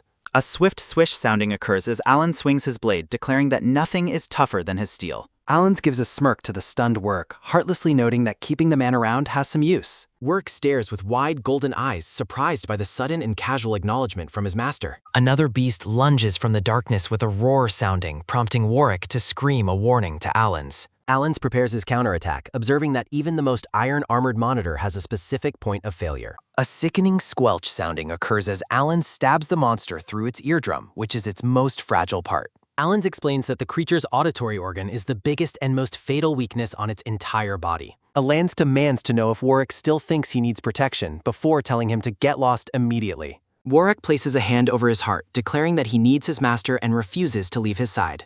In a comical scene, Allens walks away with a huff while a determined chibi Warwick follows him closely. Allens leans against a tree to catch his breath. Warwick offers to carry him if he is tired. A close-up reveals a thick, glistening spiderweb blocking the path through the dense moonlit woods. Allens expresses his hatred for spiderwebs and orders Warwick to go ahead and clear the path for him. A sharp rip sounding occurs as Warwick reaches out to pull down the sticky webs blocking their progress. Warwick feels a sudden wave of sleepiness as Allens reveals the web contains toxins from a drunken spider. Allens looks down at the unconscious man, stating that he will finally be able to leave once Warwick recovers. Gently touching the sleeping man's head, Allens hears a weak plea as Warwick begs him not to go. Warwick continues to mumble in his sleep, begging Allens not to leave him alone in the dark forest. Chained to a cross, the priest smiles while a crow perches on his arm, preparing a grand gift. A gargantuan spider rests in the heart of the forest as the crow flies overhead with a mysterious vial. A loud shatter sounding occurs as the crow drops a potion, transforming the peaceful spider into a raging beast. Allens senses a disturbance in the air, his eyes widening as he realizes that something is terribly wrong. A massive explosion of magic occurs as the mutated spider looms over the defenseless and sleeping gray-haired man. Allens watches in horror as the beast attacks a human, realizing that Warwick is paralyzed and cannot move. A sharp slice sounding occurs as Allens prepares for the worst, fearing that his time has finally run out. Allens stands protectively over Warwick, his arm bleeding profusely after intercepting the venomous spider's deadly leg strike. Allens identifies the mutated creature as a venomous shadow spider and realizes the situation is becoming extremely dangerous. A sharp clank sounding occurs as Allens struggles to hold back the spider's massive legs from crushing Warwick. While fighting for his life, Allens reflects that the joints are the most vulnerable part of this shadow spider. A loud snap sounding occurs as Allens strikes the spider's leg joints, causing the massive creature to reel back. Allens collapses to his knees, his face flushed and his breathing heavy as blood drips from his wounded arm. Staring at his blood-soaked hand, Allens reflects on the intensity of the battle and the price of his victory. Warwick snaps awake from his drug-induced slumber, frantically calling out for his master in the quiet woods. Seeing Allens nearby, Warwick expresses his intense relief that his master didn't leave him behind after all. Allens looks over his shoulder with a calm expression, asking the gray-haired man if he is finally awake. Kneeling before Allens, Warwick realizes it wasn't a dream and that his master truly saved his life again. Tears stream down Warwick's face as he fears Allens would never forgive his past actions. In a comical moment, Allens throws a cloth at the sobbing man, demanding he clean himself. A chibi Warwick sniffs the master's handkerchief, finding comfort in the lingering scent of his lord. Warwick notices Allens wearing his cloak, realizing the master is no longer afraid of his closeness. Allens looks away with a sweat drop, questioning if he ever truly felt fear towards the man. Allens regains his haughty composure, declaring he would never be afraid of a lowly dog like Warwick. Warwick kneels before Allens, acknowledging him as his king before being told they cannot return home. Allens explains the curse is leverage for the enemy and orders Warwick to return and watch them. Although Warwick is hesitant to leave, Allens silences his protests with a gentle pat on the head. Allens smiles warmly, reminding the gray-haired man of his royal duties and the need to listen. Warwick finally submits to the order, promising his master he will strive to be a good king. After they part ways, Warwick stands alone in the forest, already mourning their sudden, painful separation. Left alone, Allens collapses and coughs up blood, unwilling to accept that his journey might end here. As his vision fades, Allens reflects on his hard work and the many tasks still left unfinished. Warwick pauses as a sharp rustle sounding occurs, spotting fresh bloodstains on the handkerchief he still holds. Realizing something is wrong, Warwick sprints back through the dark woods in a state of pure panic. Warwick stops in his tracks as he spots the master's unresponsive body lying in the distance. A sharp gasp sounding occurs as Warwick's eyes widen with horror at the sight of his master. Warwick cradles the shirtless Allens, identifying a poisonous wound and realizing the master is in grave danger. Knowing the Lord of Mian City is a detoxification expert, Warwick vows to reach him immediately. Allens warns that the spider venom is spreading, but Warwick insists they still have time to survive. Disregarding his own safety, Warwick begins to draw the toxic blood out of Allens' wound with his mouth. A wet suck sounding occurs as Warwick continues his desperate attempt to purge the venom from Alan's. With blood on his lips, Warwick resolves that if they must die, they will die together. Warwick carries the groaning master through the woods, determined to reach safety before the poison takes hold. Alan's weakly begs him to stop, but Warwick ignores the plea and continues his frantic nighttime journey. A puddle of dark blood rests on the grass, marking the spot where the poison was drawn out. Warwick pushes forward, hoping this small act will buy enough time for a miracle to occur. A steady clip-clop sounding occurs as Warwick leads the horse toward a city gate in the distance. Relieved, Warwick smiles down at his master, announcing that a miracle has finally brought them to safety. 2 guards stand watch beneath a stone archway, unaware of the desperate men approaching their city. A sudden swish sounding occurs as a blur of motion rushes past the startled and confused guards. The guards exchange puzzled looks, unable to identify the mysterious figure that just broke into the city. A panicked servant rushes into a grand office, reporting that an intruder has just entered the premises. The Lord of Mian City looks up in shock, demanding to know who would be so bold. Warwick kicks open the doors, carrying his master into the room and identifying himself to the Lord. Recognizing the king, the Lord is stunned as Warwick demands an immediate antidote for the dying master. A soft sounding occurs as Alan's is forced to drink a bitter medicine while lying in bed. Alan's wonders why he feels even worse after taking the medicine meant to save his fragile life. The Lord explains the side effects before excusing himself to leave the 2 men in private. Alan's ensures Warwick receives an antidote as well, a request the Lord agrees to fulfill right away. A quiet click sounding occurs as the Lord shuts the door, leaving the 2 men alone together. Warwick tells the master he no longer needs to be strong, encouraging him to finally let go. Alan's rests his head on Warwick's shoulder, seeking a rare moment of peace in the quiet room. Warwick begs Alan's not to be so kind, his voice trembling with an overwhelming sense of unworthiness. Crying softly, Warwick thinks that a sinner like him doesn't deserve the master's grace or protection. Alan's feels an intense heat rising within his body, wondering if this is another side effect. Dazed by the medicine, Alan's realizes the small dose has made him feverish as he watches Warwick. Warwick leans in with concern, asking the flushed master if he is feeling unwell or in pain. Alan stares up with glowing eyes and a reddened face, weakly calling out the gray-haired man's name. Alans feels an intense feverish heat as he struggles to breathe while lying in bed. Perspiring and flushed, Alan's weakly requests assistance to cope with the rising internal temperature. Warwick observes his master's condition with a conflicted expression, his own face tinged with red. Warwick asks how he should help, only for Alans to simply request a glass of water. Warwick looks utterly bewildered, his expectations clearly subverted by the master's mundane request for hydration. Alans mockingly questions if Warwick has stopped obeying orders, causing the subordinate to scramble away. Alans takes a long, soothing drink from the glass of water to quench his thirst. Warwick asks if his master truly only needs water, receiving a sharp glance in return. Blushing deeply, Warwick clarifies that he was merely checking to see if his master felt better. Alans provocatively suggests that Warwick should check for himself, leaving the gray-haired man stunned. A loud bop sounding occurs as Alans playfully kicks Warwick after asking if he feels strong. A sharp jayam sounding occurs as Alans firmly plants his foot against Warwick's blushing face. Grabbing the master's leg, Warwick confirms that Alans has indeed recovered his strength quite low. Warwick explains his laughter is born from relief while Alans watches him with a subtle smirk. A comical jayam sounding occurs as Alans continues to kick the kneeling and apologetic Warwick. Alans orders the gray-haired man to return to his royal duties and stop following him. Warwick refuses to leave, but Alans is suddenly overcome by a sharp Dao sounding of pain. A magical light pulses from Alans' abdomen as his wound begins to react with intense energy. Relenting, Alans orders Warwick to prepare a bath if he is so determined to stay. Warwick exits the room with a cheerful smile as the master remains behind with a dark expression. Alans realizes the holy envoy is aware of their movements as he clutches his glowing side. Warwick announces that the bath is ready, prompting Alans to order him to guard the door. Alans issues a stern death threat if Warwick dares to peek, which the man quickly denies. Alone in the bathroom, Alans laments that his wounds are trapped in a cycle of reopening. A muffled sounding occurs as Alans realizes his life is being spared for cruel amusement. Alans collapses to the floor, panting as the agonizing cycle of the wound tearing open continues.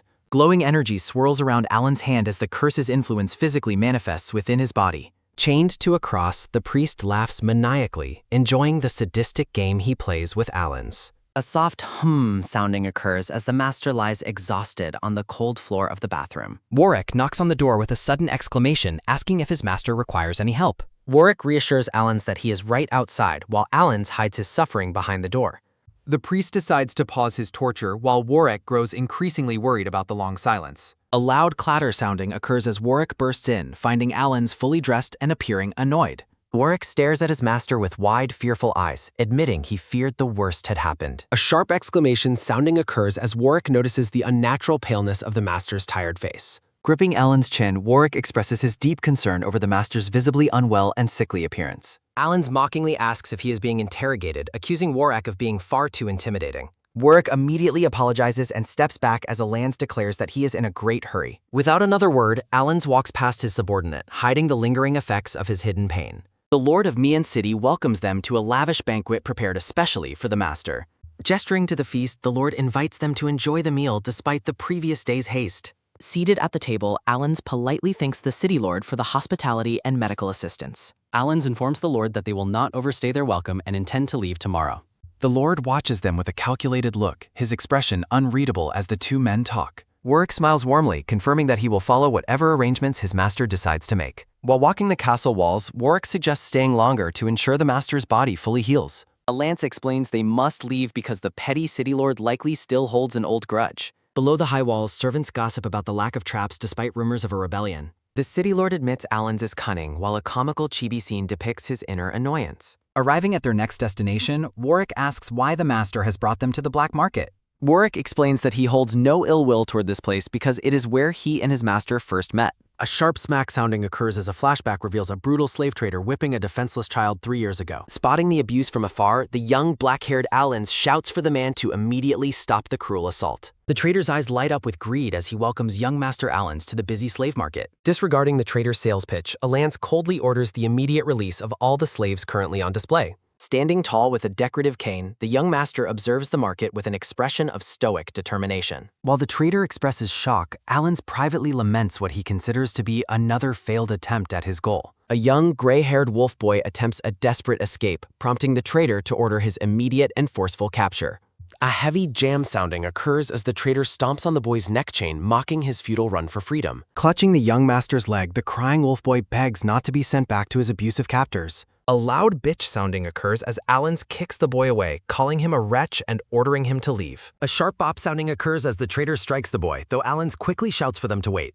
A harsh bike sounding occurs as the wolf boy is dragged away while a butler encourages Alans to leave. Back in the present, Alans remains silent and contemplative as he surveys the now changed market streets. Memory flashes of the young boy's tears are interrupted by a sudden, loud bang sounding that jars Alans' focus. Snapping back to reality, Alans orders their cart to stop as he spots something of interest in the market. Returning to the memory, young Alans asks for the Alans declares his intent to buy them. Despite the boy's fearful expression, Alans firmly repeats his inquiry regarding the purchase price for this specific slave. Alans leans closer to the iron bars, finalizing his decision to take ownership of the young, gray-haired wolf boy. A loud bang sounding occurs as the feral wolf boy suddenly bites down hard on Alans' expensive wooden cane. Alans notes the boy's aggression while the trader frantically apologizes for the slave's lack of proper training and discipline. The trader attempts to redirect Alans toward more obedient options, claiming that the ones nearby are much more submissive. Expressing a preference for the untrained and wild, Alans orders the trader to open the cage for him immediately. A creaking KO cat sounding occurs as the heavy iron bars are finally moved aside, granting access to the boy. Alans kneels and offers his hand, asking the wolf boy if he will agree to become his personal slave. The boy responds with a fierce roar sounding, lunging aggressively at the hand that has been extended toward him. A heavy bam sounding occurs as Alans delivers a swift, subduing strike to the boy's head to quiet his aggression. Undeterred, Alans offers his hand again, receiving another defiant roar sounding from the captive and desperate wolf boy. Multiple sharp smack soundings occur as Alans continues to strike the boy until the child eventually falls unconscious. Alans claims the boy surrendered willingly, though the trader is disturbed by the young master's blatant and calculated ruthlessness. Without a single word of compassion, Alans begins dragging the unconscious wolf boy out of the market by his hair. In the present day, Warwick gazes at Alans with deep affection, clearly remembering their first meeting quite differently. A comical scene unfolds as Alans admits he only chose Warwick because he was the most annoying of all prisoners. Warwick points out that Alans' past discipline successfully ended the slave trade in the city for good. Alans privately reflects that his plan to clean up the city was always secondary to his goal of taking the throne. An elderly shopkeeper approaches the two men, offering to show them her collection of specialized spiritual weapons. Alans listens as the woman hints at a dark and long history regarding the former owner of this very shop. Handing over a bag of gold, Alans demands the woman explain every detail of the rumors right away. While serving drinks, the woman describes the former owner as a cruel man who frequently tortured his many slaves. A soft ngoi sounding occurs as the woman recounts a slave who returned for bloody revenge after gaining high status. Warwick eats calmly while Alans focuses on the shopkeeper, trying to piece together the identity of the vengeful former slave. Warwick quickly clarifies to the woman that he has not yet enacted any revenge on his former cruel captors. Alans asks the woman if she knows the identity or title of the powerful, high-status person who returned. The woman reveals that the man was a holy son of the church, causing Alans to react with visible shock. Warwick is impressed that Alans found a clue about the holy son so quickly within the crowded black market. Alans dismisses the praise, though he privately feels an invisible force is guiding them toward a dangerous truth. Alans presents a list of items to a hooded clerk, who agrees to gather the specific items immediately. A sharp exclamation sounding occurs as Alans suddenly freezes while accepting a heavy bag from the mysterious hooded clerk. A sharp down-eye sounding of pain occurs as Alans clutches his side, his body crackling with magical energy. Alans hands a bag to Warwick, telling him to take the item he just acquired. Warwick complains about the bag's foul smell, but Alans insists he must hold it properly. Warwick asks if Alans remembers their old house, and the master confirms he certainly does. Warwick nostalgically mentions their shared walks as Alans trails behind, secretly struggling with his hidden pain. Clutching his bloodied side, Alans desperately hopes to find a safe place before he passes out. Alans watches Warwick walk ahead, feeling that they haven't reached a truly safe location just yet. Warwick cheerfully points toward the old manor ahead, excited to return to their former living quarters. Hidden from his subordinate's view, Alans' expression twists in agony as he fights through the pain. Sensing something is wrong, Warwick asks if his master is okay, but Alans claims he's fine. Alans commands Warwick to guard the manor's exterior and prevent anyone from entering without his permission. Warwick stands alone in the courtyard, watching silently as his master retreats into the old manor. Inside the manor, Alans leans against a wall while a quick huff sounding highlights his exhaustion. A sudden bitch sounding occurs as Alans enters a room, relieved that he is finally safe. Warwick suddenly peeks through the door, suspiciously asking if his master is hiding something from him. Warwick bluntly asks if Alans intends to start a rebellion, catching the black-haired master completely off guard. Moving closer with a sharp moan sounding, Warwick confirms his suspicions while confronting his weakened master. Pinning Alans against the wall, Warwick claims his master is currently too weak to resist a rebellion. Warwick notes the presence of so much blood and observes that the master's wound must hurt. Warwick notes the deep pain Alans hides and wonders if the master is being overly cautious. Warwick claims Alans only pretends to forgive him while secretly harboring a deep, lingering lack of trust. Alans questions why he should trust Warwick, reminding him of the dark origin of his current wound. Alans reminds Warwick that he was colluding with the Holy Son when the stabbing actually took place. Leaning in close, Alans repeats his accusation that Warwick was working against him during the betrayal.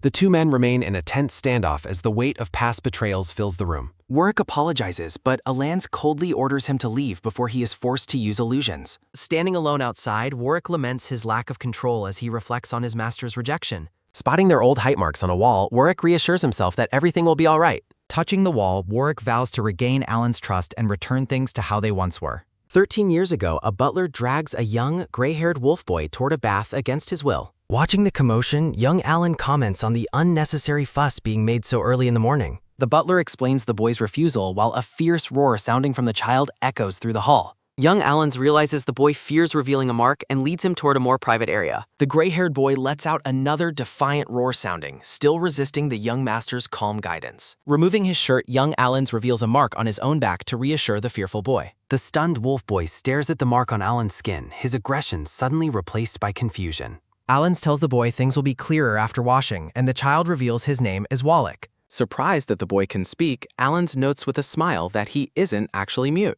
The young master's kindness causes Wallach to blush intensely as he gazes up at him. At a bustling market, young Alans kindly offers Wallach a piece of sweet fruit to enjoy. Wallach sniffs the apple before accepting it from Alans, clearly delighted by the fruit's sweet scent. Nearby slave traders marvel at how quickly the young master was able to tame the wild wolf child. From behind cage bars, a young brown-haired girl watches them and laments a loss of potential money. A system prompt identifies the captive brown-haired girl as the Holy Son during her younger years. The traders note Wallach's dignified appearance in noble clothes, regretting that they sold him so cheaply. Alans rewards Wallach with the fruit, and the blushing boy offers his master a sincere thank you. The young Holy Son watches them, noting that the young master gave expensive fruit to a slave. Still watching from her cage, the young girl wonders about the possibilities if that day were different. A sharp smack sounding occurs as a cruel man beats the young Holy Son for being unsold. Despite the abuse, the girl notices Alans at the market and finds the young master truly beautiful. Standing stoically with a cane, young Alans observes the slave market with a cold, unwavering gaze. Captive and brown-haired, the young girl watches the master from her cage, wishing he had chosen her. Realizing her hands are filthy, the captive girl desperately tries to clean them before the master notices her. Watching young Wallach resist Allen's, the girl assumes the clean young master must truly despise all filth. The brown-haired girl watches from afar as the boy is taken away, mourning her own lost opportunity. Gripping her iron cage bars, the girl laments not reaching out to the master before Wallach did. A dark shadow appears, questioning why fate diverged from the prophecy regarding the two specific young boys. The girl is terrified that the looming dark shadow with glowing red eyes already knows her name. The entity claims she was the intended servant, but her destiny was unfairly stolen by the other boy. Learning she was supposedly abandoned by Allen's, the girl questions how such a tragedy could be possible. The shadow probes her heart, asking if she feels any deep resentment for being left behind alone. A sinister presence continues to influence the young girl's growing dark thoughts with its wide, red smile. The brown-haired girl stares forward with a grim expression as the shadow's manipulation begins to take hold. The dark, swirling circle offers the girl the power to seek bloody revenge against those who abandoned her. Confused, the young girl wonders why she should seek revenge when she currently feels no actual hatred. The shadow screams at her, calling her pathetic and worthless for lacking the immediate desire for vengeance. The entity insists Wallach is different from her while she contemplates the master's strangely pleasant scent. Young Wallach appears delighted while clutching a heavy, full bag of fruit or supplies at the market. Allen's thinks the boy is easy to trick, while traders nearby plan to exploit the master's wealth. The shadow's voice brands Wallach as someone born evil while the boy looks back with a suspicious gaze. Alan stops in the crowded street, realizing Wallach has vanished and wondering where he could have gone. Wallach reappears claiming he got lost, but Allen's remains suspicious of the boy's sudden and convenient disappearance. A massive fire suddenly breaks out at the very shop the pair had just walked past earlier. Wallach dismisses the fire as an accident despite Allen's silent suspicion regarding the boy's earlier strange actions. Night falls over the Grand Manor, marking the end of a long and suspicious day for them. A binge sounding occurs as the butler firmly forbids the young wolf boy from entering Allen's private room. Wallach reluctantly agrees to the butler's demands, though his expression remains unusually cold and calculating for a child. A small, determined hand reaches up to grasp a stone window ledge under the bright moonlight. Determined to be near his master, Wallach ignores the butler's rules and climbs through the window anyway. Entering the room, Wallach notes how soundly the master sleeps while watching him from the dark shadows. Wallach thinks the master's scent is pleasant, while a vision of their future adult selves briefly appears. Curled up on the floor, the young boy finds comfort in the proximity of his master's set. Morning light fills the room as a voice calls for the young master to wake up immediately. The butler enters the bedroom with a fresh tray of tea for the young master's morning. A sharp exclamation sounding follows as the butler spots the boy sleeping on the floor next to Allen's. The butler kicks the boy, angrily demanding to know who gave him permission to sleep there. Wallach's predatory glare unnerves the butler, who wonders why the boy's eyes look so terrifyingly aggressive. Tears fill the wolf boy's eyes as he lies to Allen's, claiming the butler hit him for no reason. The butler tries to warn Allen's about the boy's true nature, but the master demands silence. Allen's defends Wallach, insisting that he will be the only one to discipline his own personal people. Shortly after the confrontation, the butler suffers a mysterious and convenient fall down the Grand Manor stairs. Allen's and Wallach visit the injured butler who lies in bed with a heavily casted leg. The butler points a finger at Wallach, accusing the boy of sabotaging the stairs to harm him. Screaming in terror, the butler labels the young wolf boy as an evil monster despite his young age. A bat sounding occurs as Allen's blocks the butler's attempt to strike Wallach with a whip. A bop sounding occurs as the butler realizes the master is still protecting the boy despite his suspicions. Alans takes the whip, declaring that he alone will handle any punishment that the boy might deserve. In the present, Warwick climbs through a window, fearing a beating for his unauthorized entry into the room. Warwick finds Allen's collapsed within a magic circle and calls out to his unconscious master in total panic. Panicking, Warwick realizes Allen's side wound is actively bleeding and refusing to heal due to the holy magic. Warwick's heart aches as he realizes the immense pain his master has been hiding for so long. Warwick cradles Allen's within a magic circle, noting the master fainted while drawing it. Warwick decides to help his master by finishing the unfinished magic circle himself. After consulting some books, Warwick identifies the ritual as a curse-breaking magic circle. Following the instructions, Warwick carefully draws the remaining symbols around his unconscious master. Warwick continues the complex drawing as Alans remains motionless in the center of the ring. Warwick notices the wound has stopped bleeding and considers the help a favor for Allen's. While reading further, Warwick spots a passage in the book that catches his attention. He reads Hela's prophecy, which foretells Allen's and Wallach as contenders for the throne. The text describes how the victor will shape the next century of human history. The prophecy questions if the outcome will be an age of prosperity or deathly sorrow. It mentions Senyal as a loyal servant while a fallen lord manipulates events from afar. A fated struggle is foretold between these mystical forces that far surpass ordinary people. The battle will supposedly continue until one of them dies and dissolves into silence. Warwick questions why the prophecy labels them as enemies instead of master and servant. A heavy atmosphere hangs over a cathedral as the scene shifts to the Holy Sun. Bleeding, the Holy Sun feels relieved that a curse was blocked as a shadow appears. The girl asks why the Demon Lord is there, but the entity says it didn't come. A sudden bop sounding occurs as the entity reveals it helped Wallach become the king. A sharp kyo sounding echoes as the shadow laments its lack of power and despair. The shadow realizes its plans failed because Allens has already successfully tamed the wolf boy. The Holy Sun asks for guidance to become the true king and refine the world. The Demon Lord notes the girl's lack of a seal, but she questions its control. Warning her of the danger, the shadow watches as she observes her own bleeding hand. The brown-haired girl vows to endure any hardship to make Allens feel a deep regret. Back in the room, Allens rubs his eyes as he slowly returns to consciousness. Warwick expresses relief that his master is awake while Allens looks around the library. Allens questions the magic circle, and Warwick admits he was the one who completed it. The two men remain close on the floor, surrounded by the glowing magical symbols. A soft dung sounding occurs as a hand gently reaches out to touch Warwick's ear. A sharp cop sounding follows as Allens hits Warwick for entering the room without permission. Allens observes the drawings on the floor while Warwick sits nearby with a dejected expression. Allens criticizes the drawing's location, ordering Warwick to come closer to draw it properly. Allens explains that removing the curse requires engraving the magic formation directly onto the wound. Warwick praises Allens' planning and offers an anesthetic to dull the pain of the magic. Allens watches Warwick turn away, his expression thoughtful as the ritual preparation continues. Allens drinks from a small bottle, preparing himself for the painful procedure that lies ahead. Lying on the bed, Allens closes his eyes as Warwick announces he is finally ready. Warwick leans over his master, preparing to begin the delicate process of engraving the seal. Allens groans in pain as Warwick begins the work, noting that the sensation truly hurts. Warwick suddenly pauses, noticing that his master's muscles have become incredibly tense and rigid. Warwick wonders why Allens is struggling if he actually took the medicine to block the pain. Observing Allens' trembling lashes, Warwick realizes the master was only pretending to be fast asleep. Warwick wonders if Allens' lack of trust is the reason he chose to endure the pain. A sudden VO sounding occurs as Warwick resolves not to disappoint his master's expectations. A sharp snap sounding echoes as Allens gasps, the intensity of the ritual reaching its peaks. Warwick looks down with a serious gaze, his focus entirely on the man lying before him. Warwick firmly holds Allens' hands, telling him that he cannot be fooled like everyone else. Leaning in close, Warwick claims he knows exactly what Allens looks like when truly unconscious. Warwick covers Allens' eyes, causing the master to react with a sudden and startled exclamation. Warwick whispers a secret about something he did to his master during a past drunken night.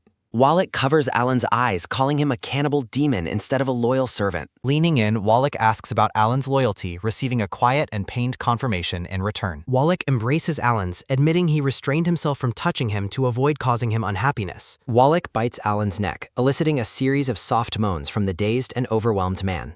Drawing blood with a bite, Wallach looms over Allens as the gray-haired man weakly says his name. Flushed and bleeding, Wallach asks Allens if he truly meant what he just said about their bond. A thin, thick-sounding heart rate quickens as Allens' eye widens when asked for a kiss. Allens submits to his master's proximity, addressing Wallach as master with an intense and focused gaze. Grabbing Allens' chin, Wallach commands him to swallow whatever he has given him without any resistance. Looking dazed, Allens utters a hesitant sound as he tries to process the intensity of the moment. Wallach admits he hid a sleeping drug in his mouth and didn't actually swallow it himself. Standing with a few sounding, a shirtless Wallach declares that the necessary task is finally finished. Wallach reflects on the situation, noting that Allens still seems to understand the weight of things. Standing over the slumped Allens, Wallach begins to put on his formal dark and gold attire. Elsewhere, the blonde-haired Holy Sun leans against a wall in pain, gasping with a confused sound. Companions find the wounded Holy Sun in the hall, shouting in alarm at his bloodied condition. The green-haired and brown-haired boys rush to support the Holy Sun, asking what happened to him. With a coo-coo sounding cough, the Holy Sun accuses Wallach of being a follower of Satan. Holding his bloody arm, the Holy Sun wonders how ordinary people can face a follower of Satan. A soot sounding marks the Holy Sun turning, revealing a blue wing-shaped mark on his back. The companions gasp, recognizing the glowing mark on the Holy Sun's back as the legendary King's Seal. Surprised by the claim, the Holy Sun listens as his friend calls the seal a divine sign. The companions pray fervently, believing the gods have provided a destined king to lead them against demons. Alone, the Holy Sun's expression turns into a sinister, knowing smirk as he looks down at himself. A Lang Kang-sounding chain rattles as the gray-haired Allens is revealed bound by glowing energy. Seated regally, Wallach asks the chained Allens if he truly remembers what he just did to him. Looking up through his chains, Allens desperately expresses his hope that Wallach's wounds will finally heal. Holding an open book, Wallach questions Allens about a specific lewd tattoo mentioned in the ancient text. Allens admits he found the design amusing and didn't actually intend to have it tattooed on Wallach. Wallach picks up a whip with a cam sounding, dryly repeating Allens' excuse about it being amusing. A bop-sounding whip strike hits Allens as Wallach demands to know if he truly believes that. Several more bop-sounding strikes fall as Wallach lashes the kneeling, chained man in the darkroom. Flushed and breathing heavily, Allens accepts the punishment as long as it helps Wallach vent his anger. Wallach presses his whip handle against Allens' chin, maintaining a cold and authoritative gaze over his captive. Wallach recalls hitting Allens more than a few times during his childhood to try and straighten him out. Wallach notes that his past punishments only taught Allens how to hide his true self more effectively. Allens offers his body for any tattoos Wallach desires, provided it brings his master some measure of satisfaction. Examining the open book, Wallach notes he has discovered a particularly interesting and lewd tattoo design. Looming over Allens, Wallach contemplates exactly where on the other's body the new tattoo should be placed.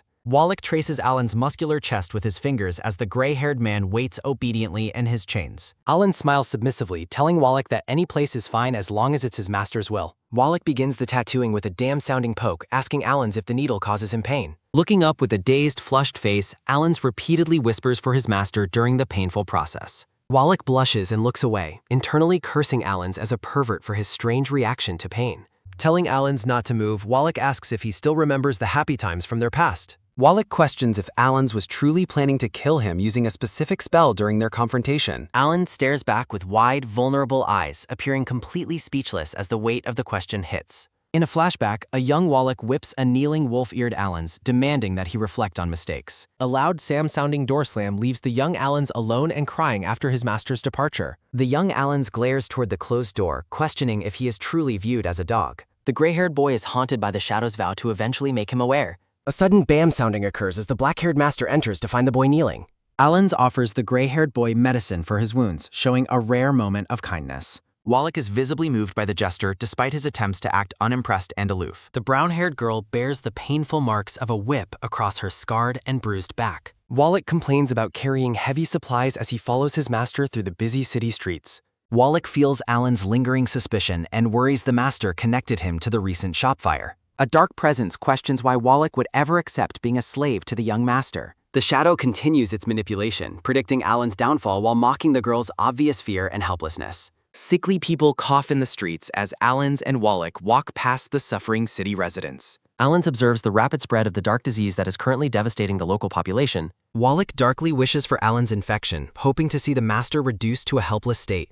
A series of muffled coo-coo-coo sounds echo through the silent manor during the night. Noticing infection on his own arm, Wallach fears being cast out if his condition is discovered. Allens enters the room unexpectedly, catching Wallach off guard as he tries to hide his symptoms. Wallach decides that infecting Allens is the only way to ensure he won't be thrown out. Allens orders Wallach to serve as a temporary replacement for the injured and bedridden estate butler. Wallach mocks Allens' foolishness for coming so close to someone who is clearly sick and contagious. Sensing hesitation, Allens questions if the wolf boy is refusing to follow the direct order to serve. Wallach reacts with sudden anger, shouting at the master to leave and sleep in their own room. Days pass with a rhythmic coo-coo-coo sounding as servants gossip about the boy's plague. Wallach realizes with sinking dread that his secret illness has finally been discovered by the household. Regretting his past mercy, Wallach scolds himself for failing to infect the master when he could.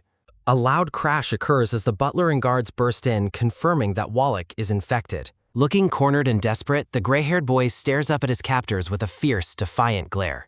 Guards demand the boy's immediate removal to protect the master, while Wallach struggles against their rough grip. The butler prepares to drag the chained boy away despite his screams and frantic, desperate struggling. Allens' voice rings out with a sudden command to stop the forced removal of the boy. Defying the butler's warnings, Allens reveals a matching mark, claiming to already be infected with plague. Stunned and confused, the gray-haired boy looks up at his master, unable to believe the sacrifice. The scene shifts to the manor gardens as a messenger announces the arrival of the city lord. Allens hosts the city lord, who brings news of a supposed miracle cure for the spreading plague. The city lord offers a single bottle of medicine for the exorbitant price of 100,000 gold coins. Allens acknowledges the massive cost of the cure while maintaining a calm and unbothered outer expression. Allens offers 10 times the price on the condition that the medicine be provided for free. The city lord questions the master's financial logic while Wallach watches the transaction with a grim expression. The focus shifts to the two characters standing together, their bond deepening despite the surrounding political tension. Allens watches the greedy merchant with a knowing smile, planning the next move in this dangerous game. Wallach calculates his own low worth compared to the staggering cost of the single bottle of medicine. Alans walks away from the garden table, followed closely by the loyal and brooding gray-haired wolf boy. Ignoring the city lord's pleas to reconsider the deal, Alans continues walking with an air of finality. Wallach looks at the blue bottle, agreeing with the merchant that the boy's life is vastly overvalued. Alans hands the expensive bottle to Wallach, commanding the stunned and hesitant boy to drink it immediately. Alans feeds Wallach the medicine, ordering him to memorize its taste and ingredients to replicate it later. Wallach begins the difficult task of identifying herbs, though his initial attempts leave him feeling quite frustrated. Wallach continues his experimentation with various powders, noting his errors in temperature control and precise medicine dosage. A spark of realization lights up Wallach's eyes as he finally discovers the correct blend of ingredients. With a triumphant expression, the boy confirms that he has finally achieved the medicine's authentic, original taste. Wallach presents a bowl of the replicated medicine to Alans, who is still suffering from persistent coughing. Alans accepts the medicine, trusting in Wallach's skills to provide the cure that will save their lives. The gray-haired boy is moved, wondering why his master would trust him so easily. In the city, a desperate man begs a guard for medicine with his last coins. A brown-haired girl coughs violently against a wall as a dark sickness plagues the city. A shadow mocks the dying girl, who welcomes death until a voice offers a cure. From a high tower, Alans and the wolf boy look down at the suffering, desperate crowds. Alans throws papers into the wind, distributing the secret recipe for the plague's cure. The people rejoice, shouting with relief that the master has finally provided their salvation. Watching from her chains, the sickly girl recognizes the radiant figure on the high tower. She cries while praying, realizing she finally knows the face of the god she sought. The girl feels a divine presence in her heart, forever changed by the master's grace. She looks at the wolf boy with envy, questioning why he took her place beside Alans. A dark aura surrounds the girl as she focuses her intense resentment on the young master. A sudden heavy bike sounding occurs as Joseph angrily questions the church's choice for king. Joseph demands to see the Holy Sun, ignoring guards who claim the boy is resting. Seething with visible rage, Joseph prepares to confront the new king in his private quarters. Joseph declares that a single person cannot be allowed to decide such a critical matter. A sharp bam sounding echoes as Joseph bursts into the room of the sleeping boy. The light brown-haired holy son apologizes from his bed, claiming he is too unwell for visitors. Joseph roughly grabs the boy, insisting on helping him up if he is truly so weak. Leaning over the bed, Joseph expresses deep suspicion regarding the sudden appearance of the seal. A quick sote sounding occurs as Joseph tears the shirt to expose the royal seal. Joseph observes the purple wing mark closely, noting its color seems unusually faint and suspicious. Grabbing the boy's hair, Joseph threatens to force a confession if the seal is fake. The Holy Sun questions Joseph's boldness, but the man claims the area is completely isolated. As the boy is told to run, a chilling shift occurs in the atmosphere of the room. A soft puff sounding follows as the Holy Sun begins laughing at the man's arrogance. The boy's expression turns sinister, relieved that no one is around to witness the following. A crow watches from the window as a memory of a past promise begins. In the library, Alans engraves a seal onto the wolf boy, speaking of their mutual trust. Alans continues the delicate work, emphasizing that trust is the key to solving any problem. Alans looks at the boy with a heavy gaze, identifying him as the ultimate problem. The gray-haired boy gasps in pain, feeling an unbearable heat from the glowing magical seal. Sweating and tearful, the boy asks his master what kind of tattoo is being applied. Alans explains the seal will burn whenever the boy approaches, ensuring they stay far apart. A rhythmic leng-kang sounding occurs as the boy begs for one more chance at trust. Alans holds the boy's chin, reminding him of the consequences for breaking their fragile bond. The gray-haired boy remains silent and broken, trapped by the weight of his master's betrayal. A crow peers into the room, witnessing the master leave the kneeling, chained boy behind. A sharp queak sounding echoes as the crow flies away and the scene shifts. The Holy Sun enjoys a meal, noting the news makes everything taste significantly better today. Joseph sits slumped at the table, dead with a massive, bloody hole in his chest. The Holy Sun cuts his steak, admitting the meal is difficult to swallow despite his victory. A shadow tells the boy he must devour more inferior seals to gain true power. A formal notice explains that invitations were sent to all others who possessed royal seals. Doves fly over the city, carrying the Holy Sun's summons to the remaining chosen ones. Speaking from a pulpit, the Holy Sun claims the previous king worshipped a demon god. The crowd reacts with horror, vowing to never accept a demon worshipper as their rightful kin. The Holy Sun pretends to be anxious, inviting everyone to discuss the future of the throne.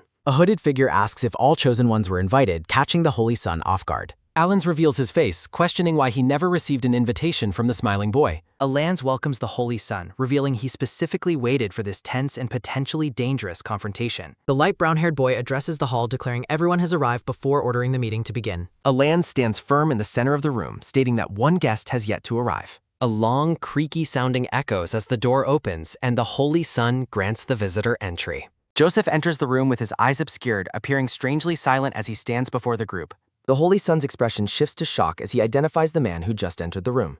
A wobbly, unstable sounding follows as Alans observes that Joseph's appearance is not quite right today. A heavy, thudding sounding occurs as Joseph's body collapses, revealing to the horrified guard that he is dead. Alans reveals the truth, explaining that the Holy Son had promised to bring someone who is now dead. The black-haired master narrows his glowing teal eyes, questioning exactly where the lifeless body was found. The guard stands over Joseph's remains, his posture tense as he faces the questioning crowd in chapel. The guard reports the body was in the church basement, prompting shock regarding why Joseph died there. Alans explains the dark mechanics of the fake royal seal, stating that it requires absorbing others for power.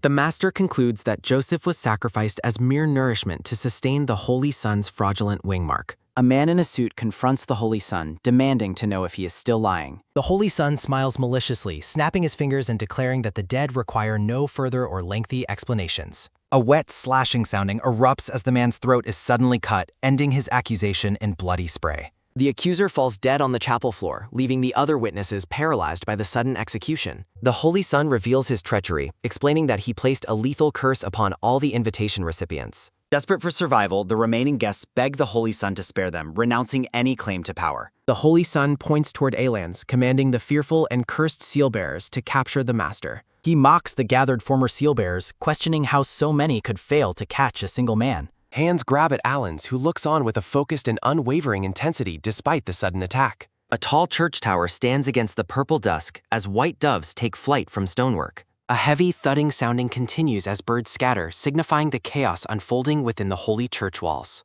A sharp falling sounding follows as Alans is forced to the ground, bound tightly with thick ropes. The captors present the bound master to the Holy Son, pleading for their own release following their compliance. The Holy Son gazes down at Alans, noting that the master's old feelings prevented him from fighting back. Calling them demons for their lack of mercy, the Holy Son dismisses the captors, telling them to leave. A gentle lifting sounding occurs as the Holy Son races Alan's chin, commenting on the captor's ruthlessness. A soft turning sounding follows as Alan questions if the boy ever truly intended to let them go. The Holy Son admits he cannot allow anyone who knows his secret to walk out of here alive. A wet, slashing sounding repeats as the fleeing men fall, while a rhythmic, galloping sounding marks an escape. A harsh cawing sounding comes from a crow on his shoulder, informing the Holy Son of an escapee. The Holy Son grabs Alan's roughly, frustrated by the realization that someone has managed to slip away safely. A soft, chuckling sound escapes Alan's, who remains calm despite the blindfold and the physical restraint. A steady, clopping sounding carries the guard away as he praises Alan's foresight regarding the Holy Son's corruption. Riding into the distance, the guard vows to spread the news of the Holy Son's demonic allegiance. A light, stroking sound follows as the Holy Son pats Alan's head, acknowledging his wit but claiming victory. The boy leans closer to his prisoner, his smile growing as he savors the master's current predicament. Alans remains stoic, simply stating that he cannot see anything, while a tense, heavy sounding fills the air. A rhythmic, dabbing sounding occurs as the Holy Son begins to clean the wounds on Alan's hand. The light brown-haired boy tells Alans not to fear, insisting that he is only trying to help him. Alans contrasts his lack of violence with Wallach's behavior, which the Holy Son blames on the master's influence. The Holy Son asks with a pained expression if all of his actions are truly his fault. He claims the medicine provided to the wolf boy only served to amplify his pre-existing inner desires toward Alans. The Holy Son questions if Alans finally regrets his decision to choose such a dangerous creature as his servant. Looking directly at his captor, the teal-eyed master firmly denies having any regrets regarding his choice. Alans explains that he values the wolf boy for his keen senses and his exceptional combat capabilities. The Holy Son reacts with anger, shouting that his tribe is equally useful due to their information-gathering crows. The brown-haired man boasts about his alchemy-granted immortality and plans to absorb royal seals. Alans interrupts, leading the man to ask if he's being tricked into talking. Disturbed by a noise, the brown-haired man wonders if Wallach is already arriving to rescue Alans. Grabbing Alan's chin, the brown-haired man realizes he cannot afford to let his guard down. The man apologizes for his harshness before forcing Alans to swallow a mysterious, glowing potion. Alans coughs violently, demanding to know what the brown-haired man has forced him to drink. The man explains it's too dangerous to keep Alans conscious and plans to turn him into a puppet. Smirking at his helpless captive, the brown-haired man prepares to test the drug's compliance effects. With a flushed, expectant expression, the man commands the drugged Alans to remove his clothes. Alans begins to undress, exposing his chest while his outer robes and a ribbon fall. The brown-haired man commands Alans to throw his ribbon out of the window as a test. A black bird catches the falling ribbon midair as the man orders it to fly away. The crow carries the ribbon toward the forest, following the brown-haired man's command. In the forest, Wallach suddenly stops as he picks up his master's distinct scent nearby. Riding past a fallen guard, Wallach realizes his master was recently taken toward the dense forest. Wallach spurs his horse forward, disappearing into the sunlit trees to track down the kidnappers. Believing Wallach was successfully lured away, the man tells Allens he's taking him somewhere hidden. Noticing Allens looks unwell, the man asks if he is tired while stroking his cheek tenderly. Looking with intense longing, the brown-haired man calls Allens his master and waits for a reaction. The man asks Allens to pet his head, seeking affection from the supposedly mind-controlled lord. Allens slowly pets the man's head, prompting him to call out to his master again. Gloating, the man claims he will be more useful than Wallach, but then says Allens must die. A cold thought bubble declares that master is a title the brown-haired man is forbidden to use. A bloodstained sword hangs in the air, reflecting the sudden and violent shift in the room. The brown-haired man is stunned, questioning why Wallach wasn't lured away by the bird. Wallach appears, mockingly asking if the man thought he'd fall for such a simple trick. He explains he doesn't rely solely on scent to find his master. Wallach explains that the mark Allens left on him heats up whenever he is close to him. Displaying a glowing red mark on his abdomen, Wallach claims the burning sensation feels just right. The crimson mark pulses on Wallach's skin, serving as an unbreakable tether to his true master. Wallach asks Allens if he knows how tormenting the mark is and demands his master take responsibility. The brown-haired man gapes in silence as he realizes Allens is no longer under his control. Desperate, the man commands Allens to pick up the nearby dagger and pierce Wallach's heart.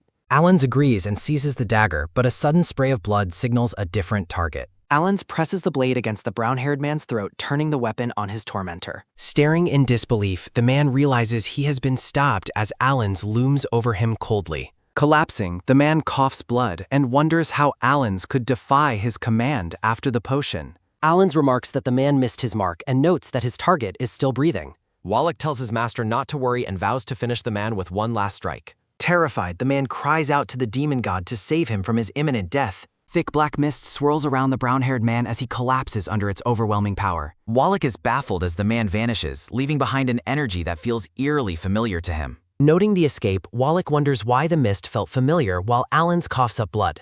Panicked, Wallach rushes to his master's side to ask where he has been injured. Allens insists he is fine and only needs rest, though Wallach notices his master's voice sounds strange. With a pale face and blood on his lip, Allens tells Wallach to take the reins. Wallach asks how Allens neutralized the potion, but the teal-haired man refuses to explain. Allens coldly states that Wallach doesn't need to know his methods, staring ahead with empty eyes. Turning back to face him, Wallach gently lifts Allens' chin to inspect his master's condition. Allens groans in pain as Wallach forces him to open his mouth for a closer look. Wallach reaches into Allens' mouth, his expression turning to one of horror as he finds the cause. Wallach pulls out shards of glass, realizing Allens used the pain of the wounds to stay conscious. Wallach gazes down at Allens with a heavy, blushing expression while the atmosphere becomes charged. Allens responds with a quiet, weary affirmation, his eyes filled with a lingering sense of exhaustion. Wallach gently cradles Allens' face, questioning why his master persists in being so harsh on himself. The gray-haired boy's face flushes deeper as he remains transfixed by the man resting before him. A realization occurs that the Holy Sun's potion is taking effect again since the glass is gone. Recalling the Holy Sun's manipulation, Wallach wonders if the drug has truly stripped his ability to disobey. Overwhelmed by a sudden, intense desire, Wallach asks Allens for permission to simply hold him close. The gray-haired boy leans in further, pleading for a kiss, while Allens watches him with silent intensity. Their lips meet in a glowing embrace, signifying a deep and magical bond between master and servant. Mid-kiss, Wallach whispers a soft apology to his master as the magical light intensifies around them both. Completely lost in the moment, the gray-haired boy admits he can no longer maintain his rationality. Allens wakes in a daze, his head throbbing as dark, gloved hands reach out to touch him. In the surreal, dark space, Allens denies feeling good but begs for a tighter, more grounding embrace. The master's composure shatters as Wallach's touch elicits a pained, heavily flushed reaction from the black-haired man. Allens attempts to set boundaries, but Wallach pushes further, seeking a faster pace despite his master's refusal. A magical ripple spreads across the dark, watery surface, reflecting the shifting nature of their connection. Back in reality, Allens protests as Wallach looms over him amidst the golden, sunlit fields of grass. Wallach smiles down at his master, checking to see if he has finally regained his full consciousness. Startled by the sudden intimacy, Allens demands to know exactly what the gray-haired boy is doing. Wallach pulls Allens into a firm, shirtless embrace while they remain hidden amidst the swaying tall grass. The gray-haired boy makes his intentions clear, insisting that he is asking for a well-deserved reward. Holding his master tightly, Wallach claims he simply understood the hint Allens had provided him earlier. Allens looks away, questioning why he should provide any reward after the successful completion of the mission. Wallach is warned not to overstep, as his master has not yet fully forgiven his previous actions. Despite the sharp warning, the gray-haired boy leans his head affectionately against his master's broad shoulder. Wallach pleads for relief, claiming the burning rune on his chest is causing him unbearable, agonizing torment. Allens remains conflicted, his teal eyes closing as he weighs the boy's desperate and pained request. Wallach beams with a predatory joy as he pulls Allens back down into the soft golden grass. A strained plea for a slower pace goes ignored as the scene begins to fade into light. The sun sets over a quiet park, echoing with the final lingering remnants of their intense encounter. Lying together in the twilight, Alan's weary gaze searches for an end to this relentless, exhausting cycle. Noticing his master has finally lost consciousness, Wallach's expression shifts to one of deep, lingering concern.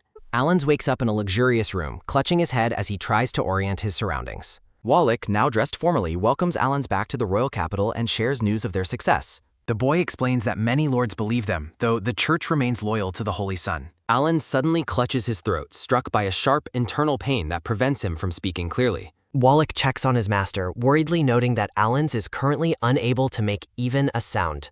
Examining him closely, the boy concludes that Allens' throat is severely swollen from his recent intense ordeal. Looking incredibly guilty, Chibi Wallach admits the master's voice failed because he spent too long calling out. Allen stares at the sheepish boy with an expression of pure, exasperated disbelief regarding their recent activities. Making a hasty exit, Wallach promises to check on the food while Allens recovers alone in bed.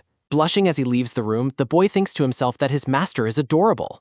Standing tall in his formal royal attire, the gray-haired boy prepares to face his new kingly responsibilities. A guard addresses Wallach as Your Majesty, informing him that the Council of Elders is awaiting him. A sharp dividing line marks the transition as the scene shifts to the solemn royal meeting hall. The elders discuss the situation, agreeing that it was the Holy Son who slandered the new king. Sitting at the head of the table, Wallach silences the room with a single, firm, and cold command. The young king challenges the elders, noting that despite their claims, they still harbor secret internal doubts. Wallach stuns the entire assembly by admitting he was indeed controlled by the Holy Son's demonic power. Warwick admits framing Allens under control, leading witnesses to realize the master was falsely accused. The gray-haired boy somberly explains that he has finally reached a firm internal decision. Standing before the throne, Warwick declares his intention to return the kingdom to Allens' control. Clasping his hands, the young king reflects on the weight of his recent life-altering choices.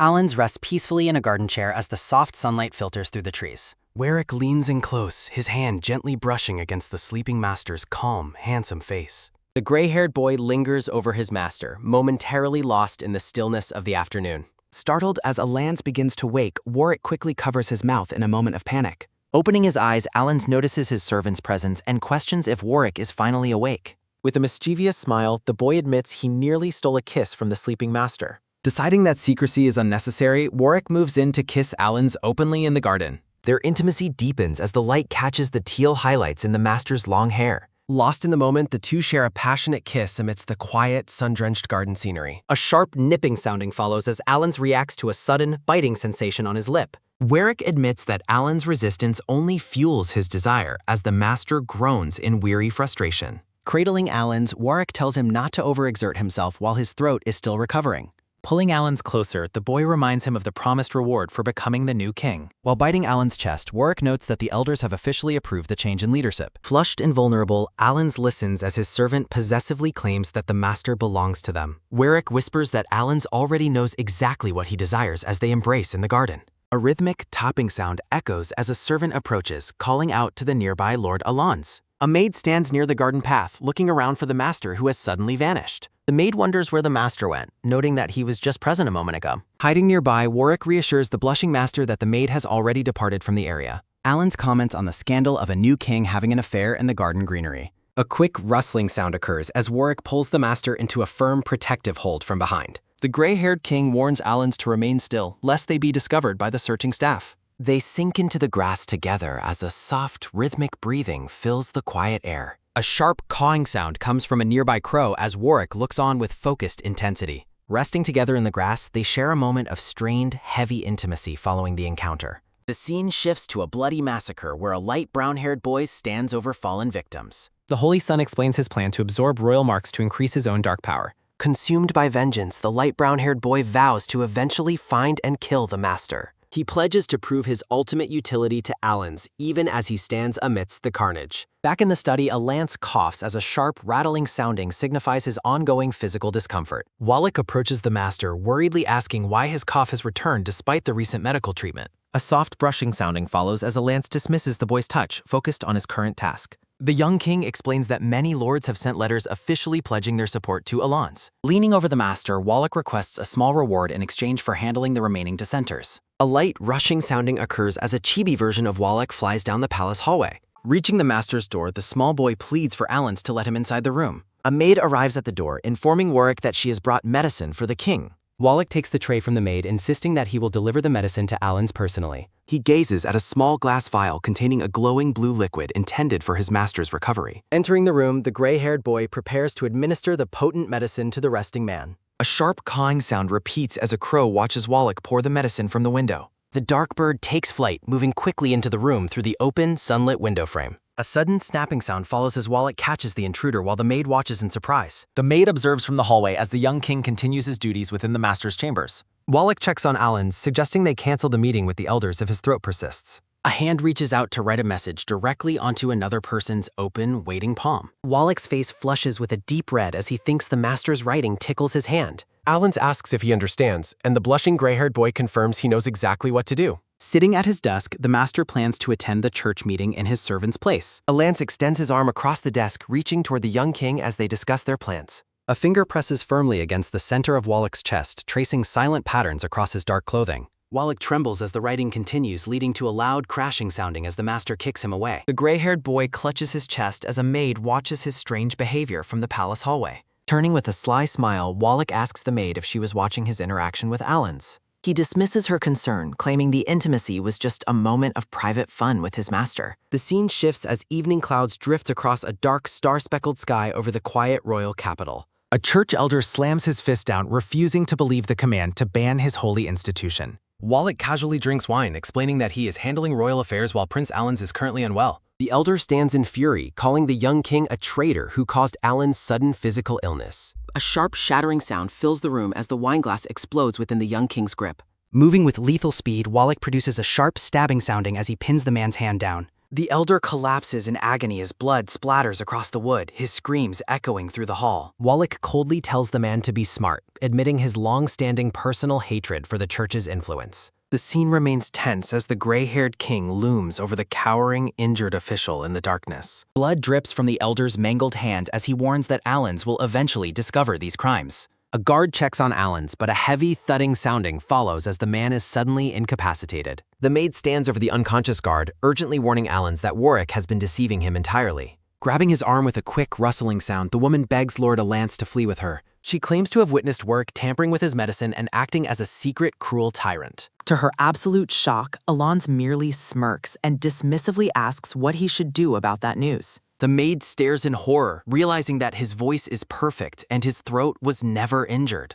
In the council hall, Wallach declares all church activities illegal while the elder curses him to hell. Walking away with a flowing cape, the young king admits he has no fear of eternal damnation. A heavy silence follows the declaration as he vows to take all the blame upon himself alone. Back in the master's chambers, the maid demands to know why Alans continues to protect a traitor. Her eyes burn with a dark, intense fury as she questions why Wallach is worth so much. Wallach enters the room, coolly answering that his value lies simply in being more useful than her.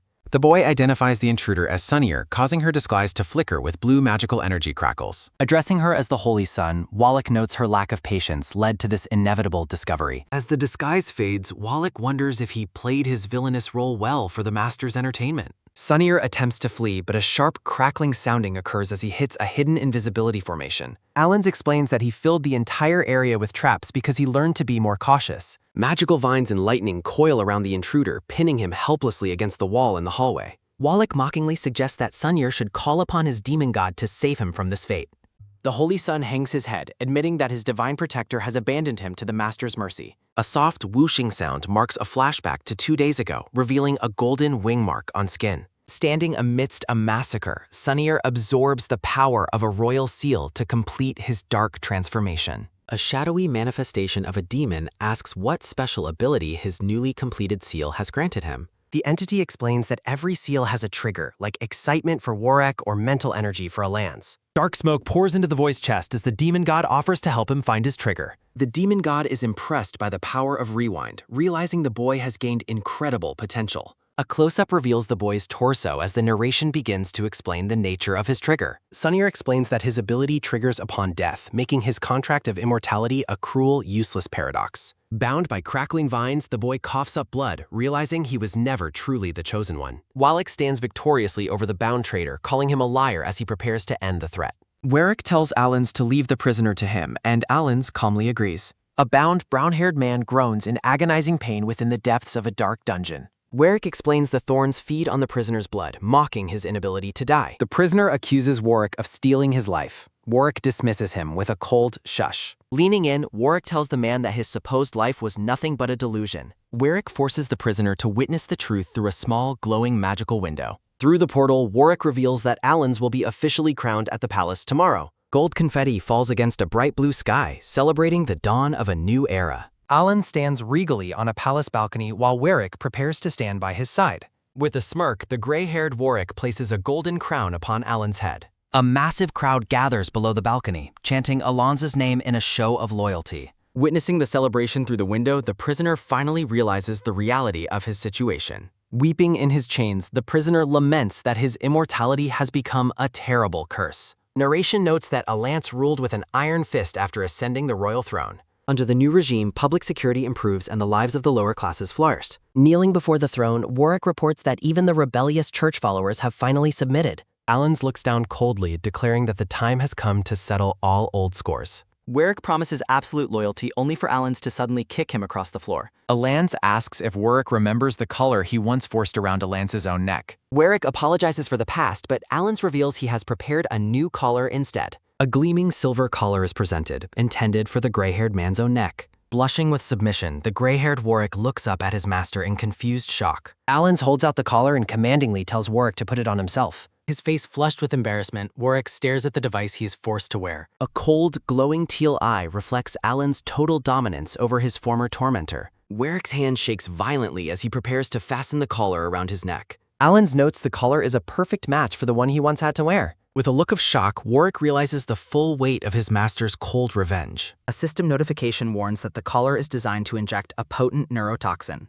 Collapsed on the floor, Warwick groans as the collar's toxin begins to take its toll. Allens mockingly observes that his servant appears to be getting excited by the intense pain. A sudden, sharp "ah" sounding fills the hall as Warwick screams in absolute agony. Arcs of blue electricity surge through Warwick's body as the collar's mechanism activates fully. Trembling, Warwick reaches out to grasp Allens' leg, calling out desperately for his master. Warwick begs for mercy, but Allens challenges him to retrieve the key from him personally. Hopeful and blushing, Warwick leans forward to thank his master for the small chance. With a cruel smile, Allens tells his servant he must find the hidden key himself. Warwick tentatively reaches for Allens' shirt, searching for the key to his own freedom. Warwick's eyes widen in horror as he discovers marks of old abuse on Allens' body. Overcome by guilt and pain, Warwick collapses into a heap of sobbing on the floor. Allens calls him useless, ordering him to return only when he can control his desires. Alone on the floor, Warwick reflects on the cruel efficiency of this tormenting method. Despite the suffering, Warwick wonders if Allens' cruelty only makes him love him more. A chibi Allens walks past a door, bewildered by the muffled screams coming from inside. A plate of sweet buns is presented to Allens during a quiet moment of rest. Warwick asks if his master can finally control the power within him during their break. The scene focuses on Alonza's calm posture as he sits regally in his chair. Allens reads a book by the window, finding satisfaction in the delicious snacks provided. Allens offers his thanks, prompting a sudden exclamation of surprise and shock from Warwick. With a flushed face and wide eyes, Warwick hesitantly calls out to his master again. Sitting comfortably, Allens watches as a chibi version of Warwick runs away, surrounded by floating hearts. Pulling back the heavy curtain, the master gazes out at the quiet, starlit garden night in contemplation. A sudden, firm top sounding follows as a hand reaches up to grip the high, sun-drenched windowsill. Warwick climbs into the room through the window, calling out to his master with a playful smile. Sitting on the ledge, the gray-haired boy claims he has finally learned to control his deepest desires. Allens begins to disrobe, exposing his shoulder as a soft, sliding sounding fills the quiet, dimly lit room. Startled by the sudden display, Warwick shouts out before falling backward through the open window frame in shock. The long-haired master chuckles softly, amused by the boy's unexpected and clumsy reaction to the moment. He lets out a playful, amused huff while watching the window where his servant just vanished. Allens warns the boy that such behavior will not be forgiven so easily as they move forward. A commoner marvels at the news that the prince has established a new school for the poor. Townspeople discuss the labor reforms, grateful for fixed hours and the promise of much-needed days off. While the city cheers for Allen's, a shadowy demon seethes as its energy source continues to dwindle. The red-eyed entity glares from the darkness, frustrated by the world's shift toward peace and prosperity. It determines that it must find a stronger host, eyeing potential candidates with a predatory, dark focus. Spotting a powerful silhouette in the distance, the demon realizes a perfect vessel truly exists for its plan. On his throne, Elaine's listens to subordinates report construction progress and the ongoing shortage of manual labor. Standing nearby, Warwick admires the master's regal presence and finds his appearance on the throne quite alluring. The servant notices his master's fatigue, but Alans dismisses the concern as they continue their royal duties. Alans departs for his study while the gray-haired boy watches him go with a gaze of intense longing. Cornering him in the study, Warwick pulls the master into a sudden, firm embrace after closing the door. The flushed servant confesses he has been craving this physical closeness for many long and lonely days. A soft brushing sound follows as Warwick possessively grips the master's shoulder, refusing to let him go. Alans looks back at the sweating, blushing boy who seems completely overwhelmed by his own deep emotions. The master gently requests that his servant stop pushing him away during their private, intimate moments together. Kneeling and clutching Alan's coat, the servant lets out a muffled, desperate sounding against the fabric. Crackling with magical energy, Warwick admits he simply cannot survive without the master's constant guiding presence. Alans realizes that what was meant as a punishment feels more like his own emotional torment instead. Looking away, the master silently acknowledges that he is the one truly unable to let the boy go. Bound by thorny vines, Samir notices his physical wounds are healing at a dangerously slow rate in captivity. He contemplates his death, planning to use time reversal to restart the past and claim Alans first. Blood stains the boy's white robe as thorns dig deeper into his trembling, restricted, and bleeding arms. He vows to change their shared destiny the next time he returns to the moments of the past. A memory shows The master looks down at the child with a gaze that holds both pity and hidden curiosity. Together in the past, they celebrate a small victory while a paper flies through the bright morning air. Sunnier places a golden crown on the master's head, finally fulfilling a promise made many years ago. Blushing with joy, the boy smiles warmly at the man he has served so faithfully over time. The vision shifts to a dark, stormy sky, signaled by a sudden, sharp gasp sounding from the dreamer. Sunnier calls out for his master, but the peaceful dream has suddenly turned into a horrific nightmare. He sees a version of the past where Alans is bound and tortured by crackling, lethal lightning. The master's body is battered and bloody, surrounded by shadows and lethal, dark magical energy in the vision. Paralyzed by terror, the light brown-haired boy screams for the man he failed to protect from this fate. A cruel version of Warwick tells him to stop calling because the master is already beyond hearing. A sharp, wet squelch sounding occurs as a long, bloody blade is pulled from a mangled palm. Looming over the body, the villain mockingly claims that the master was simply played to his death. Sunnier shouts out in denial as he awakens, still trapped within the cold, dark, and thorny dungeon walls. Trembling, he realizes the vision felt too vivid and detailed to be a simple, meaningless nightmare. He wonders if it was a memory from another life while a spectral, magical chain glows nearby. A giant blood-red moon hangs over a desolate castle, casting an ominous light across the jagged landscape. The story begins with a formal report announcing the arrival of this year's tribute from Sunset City. Kneeling before the high throne, the brown-haired messenger asks the demon lord to accept the offering. Leaning on his hand, the gray-haired king observes that the tribute feels lighter than last year's. The messenger stammers an explanation, but the king tells Warwick to stay calm during the audience. A sudden beam of energy targets the brown-haired boy's neck during the tense and quiet moment.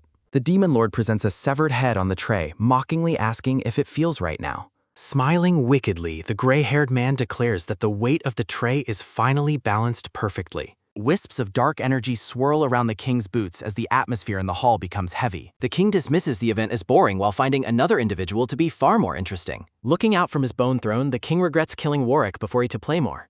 Gazing at the frozen body of Alans, the king calls out to his captive and his servant. A doctor informs Alans that the boy is safe but warns against depressing his health for long. The gray-haired servant rests quietly while recovering from the strain of his recent and difficult ordeal. Alans asks if he is awakened, leading the boy to wonder if his master stayed all night. The boy reacts with surprise while sitting up, his face flushing at the master's sudden close proximity. Looking over with a gentle gaze, Alans explains that he simply happened to be free for today. The gray-haired boy reaches out tentatively toward his master as they share a quiet bedside moment together. Alans sadly notes that he has removed the restriction, though it will only last for one day. Clutched in his master's hands, the boy begins to express his deep gratitude for the sudden mercy. A soft, quick rustling sounding follows as Alans cuts him off, insisting that he has already spoken. Holding the boy's chin, Alans leans in close and repeats that he is not busy for today. Embracing the long-haired man tightly, the servant thanks the master for bestowing such an unexpected grace. A blood-red moon looms ominously over the sky, signaling a shift to a dark, alternate world. In a starlit fountain pool, the gray-haired king holds Alans while wondering why he's being summoned. A soft, quick rustling sounding occurs as Wallach mockingly calls his captive pitiful before attacking his neck. Wallach notes that the once mighty Alans has been reduced to a mere plaything for his dark amusement. He warns that Alans will never wake again, no matter how much he tries to recover himself. The villain smiles maliciously, noting he still hasn't seen the master beg for any mercy yet. A demonic entity appears from a red portal, requesting that its summoning be accepted by the king. The king questions why another demon god exists, wondering if it originated from a completely different world. The red entity asks if he would disregard this world to help deal with Alans instead. A soft, watery splash sounding follows as the king releases Alans, considering the master's otherworld counterpart. The master sinks helplessly into the dark water, his body limp and his eyes closed in unconsciousness. A dark thought bubble appears, questioning if the person in the water has truly died quite yet.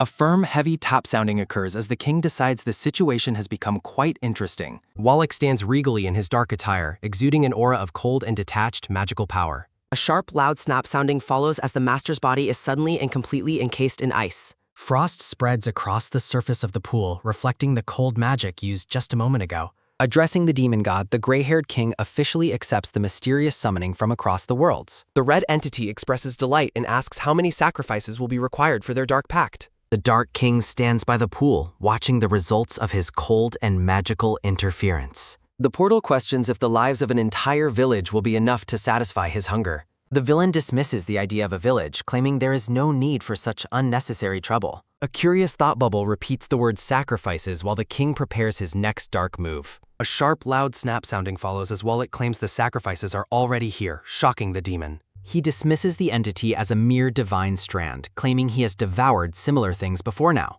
The demon god realizes the king's power comes from devouring deities and expresses a dark, appreciative approval. A firm, crushing sounding follows as the entity praises him as the perfect, powerful, and wild destroyer. Surrounded by crackling lightning, the gray-haired king declares that he is coming for Alans at last. A wicked grin spreads across the villain's face, his eyes burning with a dark and predatory intensity. An eerie forest is bathed in a dark red glow while a chime sounding follows. A massive beam of lightning strikes the city as the narrative mentions the current world. Within a swirling red void, a voice calls out to someone to come along again.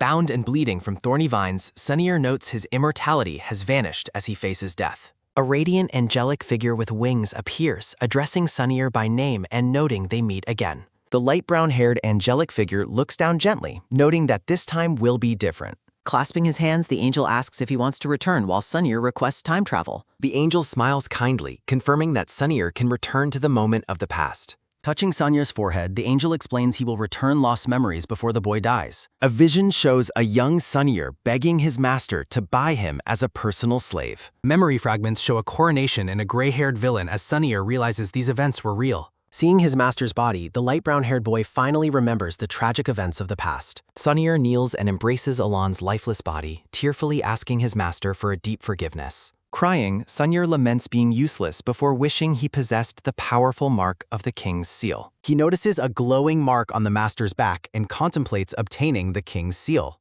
Sunnier leans over the body, staring intensely at the magical seal etched into his master's skin. Biting the master's neck, Sunnier vows to repay him, even if it means falling into hell. A glow of light follows as Sunnier declares his intent to repay the fallen man. Floating clock faces appear while Sunnier explains how his power unexpectedly turned into time reversal. Blood drips from Sunnier's mouth as he looks up with a gaze of intense determination. Surrounded by glowing orbs, Sunnier remembers a precious and quiet moment shared with his beloved master. Reaching toward the magical orbs, the light brown-haired boy relives the memories of his past life. Sunnier recalls the day his master saved him while a vision of his younger self appears. A vision reveals Sunnier and Wallach were imprisoned together, causing him to remember everything at last. The angel asks if he is sure, while the light brown-haired boy looks on painedly. The angel warns of the high price for going back, while Sunnier vows to endure it.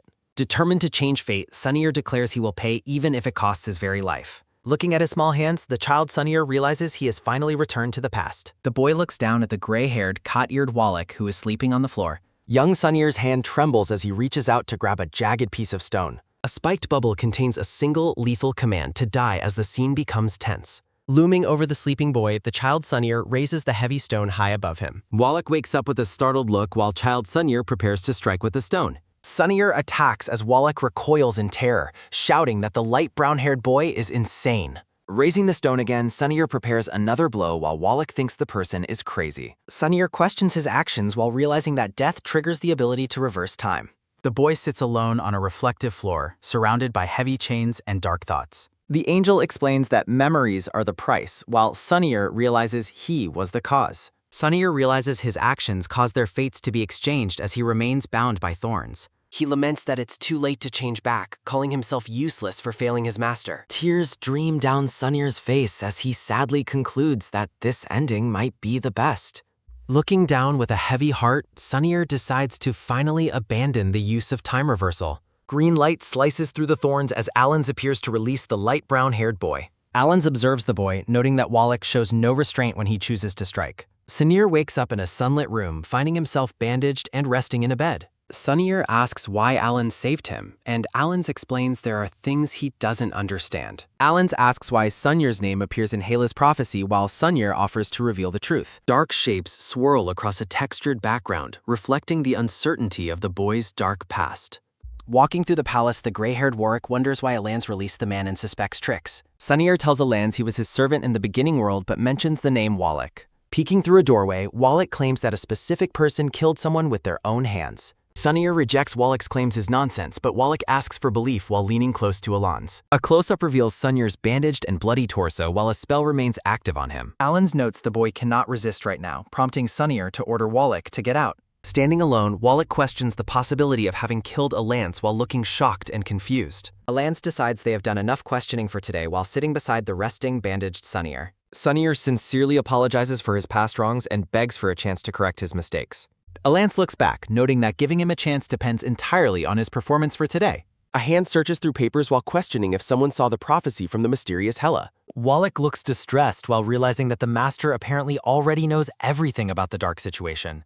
Wallach expresses his sadness over not seeing the master for half of a day recently. Allens smiles while accusing Wallach of hiding and being lazy instead of performing his duties properly. Looking pained, Wallach calls out to his master as they share a moment in the room. A soft click sounding follows as Allens locks the door and gets very close to Wallach. Allens mentions dismissing everyone nearby before leaning in for an intimate moment with the blushing Wallach. Wallach notes the seal's difficulty before Allens warns him about wasting his efforts on the matter. Looking up with a determined gaze, Wallach vows that he will try his very best today. Sunlight streams into a quiet room filled with books, papers, and various personal items. A chibi Allens looks annoyed while Sunnyer presents a roasted bird and offers him a taste. Wallach warns Allens not to eat the food, reminding him that Sunnyer is skilled with poison. Allens decides to trust Sunnyer, leading the boy to tearfully express his gratitude for the master's grace. A soft, quick chewing sounding follows as Allens takes a bite of the food Sunnyer prepared.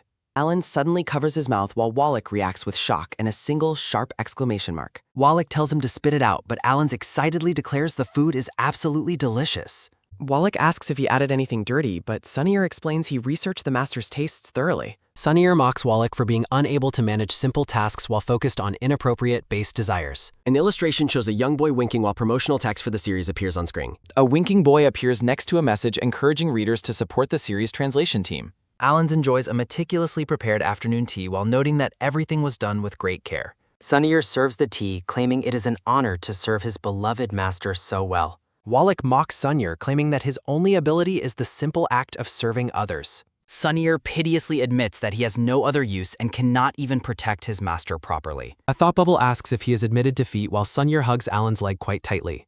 Sunnyer cries about the master's suffering while Wallach angrily asks if he is deliberately acting. A soldier brings bad news to Allens about a city's sudden disappearance in the northern Rican. Allens reacts with shock to the news that an entire northern city has disappeared overnight. Wallach offers to investigate the matter in Allens' stead while they prepare for a journey. Wallach insists that the master should stay behind because the northern territory is far too cold. Allens insists on going personally before questioning why Sunnyer is also coming along for the trip. Sunnyer considers the connection to werewolves while Allens struggles with the bitter cold of the north. Reaching out, Sunnyer expresses concern for his master as they arrive in the frozen northern territory. A soft, quick pulling sounding follows as Wallach holds the sleeping Allens, noting he is fine. Arriving at the northern city, Wallach observes a massive glowing magical circle etched into the snow. Wallach identifies this site as a sacrificial formation related to the demon god while noting a follower. A thought bubble questions if the person following them is also a member of the clan. Sunyur touches deep claw marks in a wall, identifying them as belonging to Wallach's dark power. Standing before the massive claw marks, Sunyur realizes the truth behind the destruction in the north.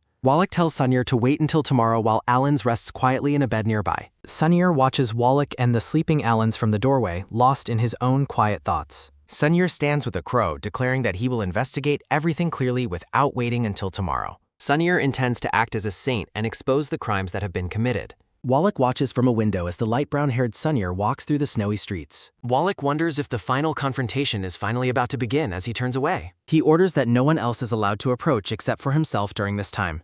2 guards block Wallach's path with their spears as he attempts to enter the room. A soft, quick tapping sounding follows as the guards alertly ask who is approaching their position. A long-haired man wearing gold chains and an open shirt appears from within the shadows. The dark-haired Alans groans in his sleep while the man reaches out with clawed fingers. The long-haired man notes that Allens is still alive with a beating heart and hot skin. Allens awakens and asks Wallach what tricks he is playing as he looks up suspiciously. The long-haired Wallach notes that Allens has finally awakened while staring down at him intensely. Looking down with a dark gaze, the man repeats that Allens has finally woken up at last. Allens sits up in bed, wondering to himself exactly when he managed to fall asleep. The long-haired man remains silent as he watches Allens with a mysterious and calculating expression. The man notes Allens' unguarded side before Allens asks if he wasn't just given food already. A lance tells him not to push his luck, prompting the man to demand food once again. Allens realizes the real Wallach would never give orders in such a commanding tone while staring. The long-haired man chuckles and remarks that Allens is being very cautious about the current situation. He admits he wanted to play, but Allens orders him not to move while looking terrified. The man tells Allens not to waste effort because his illusions do not work on him. He claims Allens lacks maturity and that the gap in their relative strength is far too large. Allens lets out a pained groan as he struggles against the overwhelming power of the long-haired man. The man leans in close, whispering that killing Allens right now would be extremely simple. He tells Allens that he still enjoys watching his look of pain while choking him tightly. Sunyur finishes drawing a massive glowing magic circle in the northern city while Wallach watches him. Sunyur explains it is a reconstruction formation meant to recreate images of what happened in the past. The atmosphere shifts as the reconstruction magic begins to glow with a brilliant, intense white light. The vision shows a bloodied scene where Wallach's name is shouted amidst the chaos and destruction. Watching the vision, the gray-haired Wallach insists he has never done such terrible things before. Wallach accuses Sunyur of using dark magic to frame him while Sunyur looks on in shock. Sunyur realizes that the mysterious person in the vision is actually the cause of the destruction. A soft, quick squeezing sounding follows as a hand tightens around Allens' neck in the room. The long-haired man notes it was dangerous and he almost killed Allens during their brief struggle. Looking up with a terrified expression, Allens desperately asks the mysterious man who he really is. Allens looks completely distressed as blood drips from his mouth while he remains trapped in bed. The man suggests a game where he answers questions truthfully but breaks one of Allens' fingers. He holds Allens' hand firmly, preparing to begin the cruel game with the first truthful answer. A sharp, quick snapping sounding follows as Allens screams in agony while his finger is broken. Hunched over in extreme pain, Allens lets out a muffled cry while clutching his injured hand tightly. The man identifies himself as Wallach from another world while leaning over the suffering Allens. He asks for a second question, wondering if Allens wants to know how he got there. The long-haired Wallach asks if Allens still wants to continue asking questions despite the high price. He explains that his arrival was made possible through the summoning of the powerful demon god. A loud, sharp cracking sounding follows as Allens grunts in intense pain from another broken finger. Wallach asks where he was summoned and if Allens truly wishes to keep the game going. He touches Allens' bloody lip with a clawed finger while looking down with a sadistic smile. Wallach mocks Allens, asking if he can no longer speak due to the pain and shock. Allens declares he hasn't used up all 10 chances yet, making Wallach laugh with genuine interest. Wallach decides it is more fun to stay alive and play before suggesting they should continue. A hand is shown gripped tightly while the narrator notes that all 10 chances have been used. The long-haired intruder leans over the unconscious Allens, wondering if intense pain caused him to faint. A close-up of the long-haired man reveals his intense gaze as he watches the master closely. The sadistic man touches Allens' chin, noting his return while the master remains completely unconscious in bed. A sharp, ringing sound follows as glass shards fly from the ceiling, interrupting the quiet room. Shards of glass fall through the air as a bright beam of light shatters the room's ceiling. The intruder laughs, noting that Wallach has finally returned, while the gray-haired man curses his arrival. Wallach demands to be let go while he is held firmly by the throat, looking shocked. The long-haired man holds Wallach by the neck and mockingly dismisses him as being far too weak. He insults Wallach, claiming that aside from luck, the gray-haired man is nothing at all. A loud booming sounding occurs as Wallach is thrown violently through a window and into the distance. A soft, quick landing sounding follows as feet touch the ground, leaving a figure slumped nearby. The long-haired man claims that Wallach is no longer worthy to be an opponent for him. Wallach struggles to breathe in the snow while his opponent declares that the battle is over. Saying goodbye, the long-haired man vanishes into a swirling purple magical portal in the night sky. Wallach observes Alan's bandaged hand and curses the intruder for injuring the master so severely. Wallach looks down with a pained expression, regretting that he lacked the courage to fight back. Alans explains the wolf clan is always suppressed by stronger kin and tells Wallach not to worry. Alans mentions a blood contract could have suppressed the resonance, but knows Wallach would never agree. The light brown-haired saint approaches and asks Wallach if he truly understands what a blood contract is. The saint explains that the contract involves blood, master-servant suppression, and sharing a single life and death. Wallach considers the saint's words, wondering to himself if such a contract is actually a good thing. The saint asks why the master refused the contract before, mentioning he once asked that same question. A flashback shows the saint running through a garden while calling out to his master. In the past, the younger saint tells Alans he wants to sign a blood contract with him. Alans gently pats the boy's head, telling him the world still needs him if the master disappears. The young man looks up with teary, shining eyes after hearing the master's protective and selfless words. Wallach realizes the master has always been calculating and protective of everyone around him. A memory shows Alan smiling warmly as his followers gather around him in a peaceful moment. Wallach tells the saint to explain the process, leading Alans to object before Wallach apologizes. Looking determined, Wallach declares that he will not listen to the master's words this time. The scene shifts to Alan's lying in bed at night as shadows deepen around him. Alan wakes up suddenly and asks who is there before Wallach mentions his improved vigilance. Wallach notes that Alans did not resist him before while the master looks on with suspicion. A thought bubble notes that the sudden appearance of the intruder must have been truly terrifying. Wallach embraces Alans tightly, causing the master to look away with a pained and shocked expression. A close-up shows the fabric of their clothing as the two remain in a tense embrace. A winking chibi boy appears next to a message encouraging readers to support the series translation team. Wallach insists on the contract for protection, but Alans tells him that he has already said no. Alans calls the intruder a mad, arrogant loser and says he has his own ways of dealing. Wallach remains silent and contemplative as he processes the master's refusal to accept the blood contract. Wallach explains the contract's risks while Alans continues to struggle against his followers' firm grip. Wallach asks for forgiveness, stating that he cannot listen to the master's words this time. The saint questions the decision before explaining that the contract only affects the servant's survival. Wallach asks what meaning the world has without the master as he prepares for the dangerous ritual. Looking serious, the light brown-haired saint agrees to help Wallach with the dangerous blood contract. Alans lies in a magic circle while the saint warns about breaking through his mental defenses. The saint explains that entering the subconscious of someone with mystic eyes is extremely dangerous. Wallach cuts his palm with a dagger and tells the others not to worry about him. Sitting beside Alans, Wallach declares that he is already mentally prepared for the dangerous ritual ahead. Alans and Wallach hold hands before a massive glowing magic circle as the ritual begins. Wallach enters a snowy void, realizing he is standing within the master's inner subconscious world. Glowing eyes loom over a door, commanding the intruder not to get any closer. Wallach closes his eyes while his progress is marked by a soft, steady walking sounding.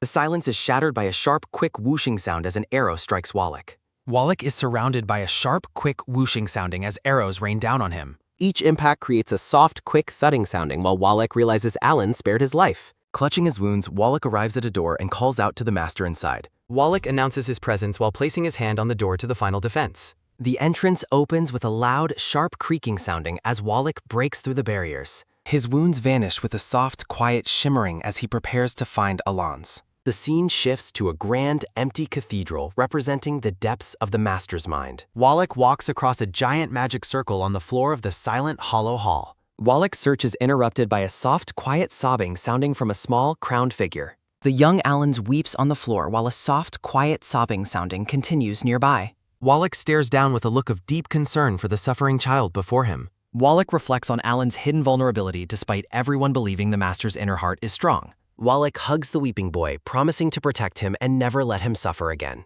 Wallach swears a blood oath to risk his life for the young Alan's protection. The two solidify their eternal bond with a solemn pinky swear amidst a magical glow. Their fingers interlock as the blood contract is completed, sealing their lives and deaths together. The mood is lightened by a quiet, sharp tsk sounding as Chibi Wallach regrets his finger. Alans awakens on his throne, looking surprised to see Wallach still present in the room. Glaring from his seat, Alans demands to know who gave Wallach permission to come there. Alans looks down with an icy gaze, repeating his question about who allowed the intrusion. Wallach clutches his head in pain as he returns to the present from the subconscious. Alans berates Wallach for meddling in unnecessary matters and orders him to reflect on his actions. Alans forbids Wallach from getting up until dawn before walking away with the light brown-haired saint. Sunnier remarks that Alen's light punishment was merciful and asks Wallach why he looks unwilling. Chibi Wallach points and shouts while Chibi Alans looks annoyed and Sunnier looks terrified. Chibi Alans glares intensely at the sweating saint while Wallach continues his frantic pointing. A Chibi flashback shows Wallach pulling Alan through the snow while complaining about his betrayal.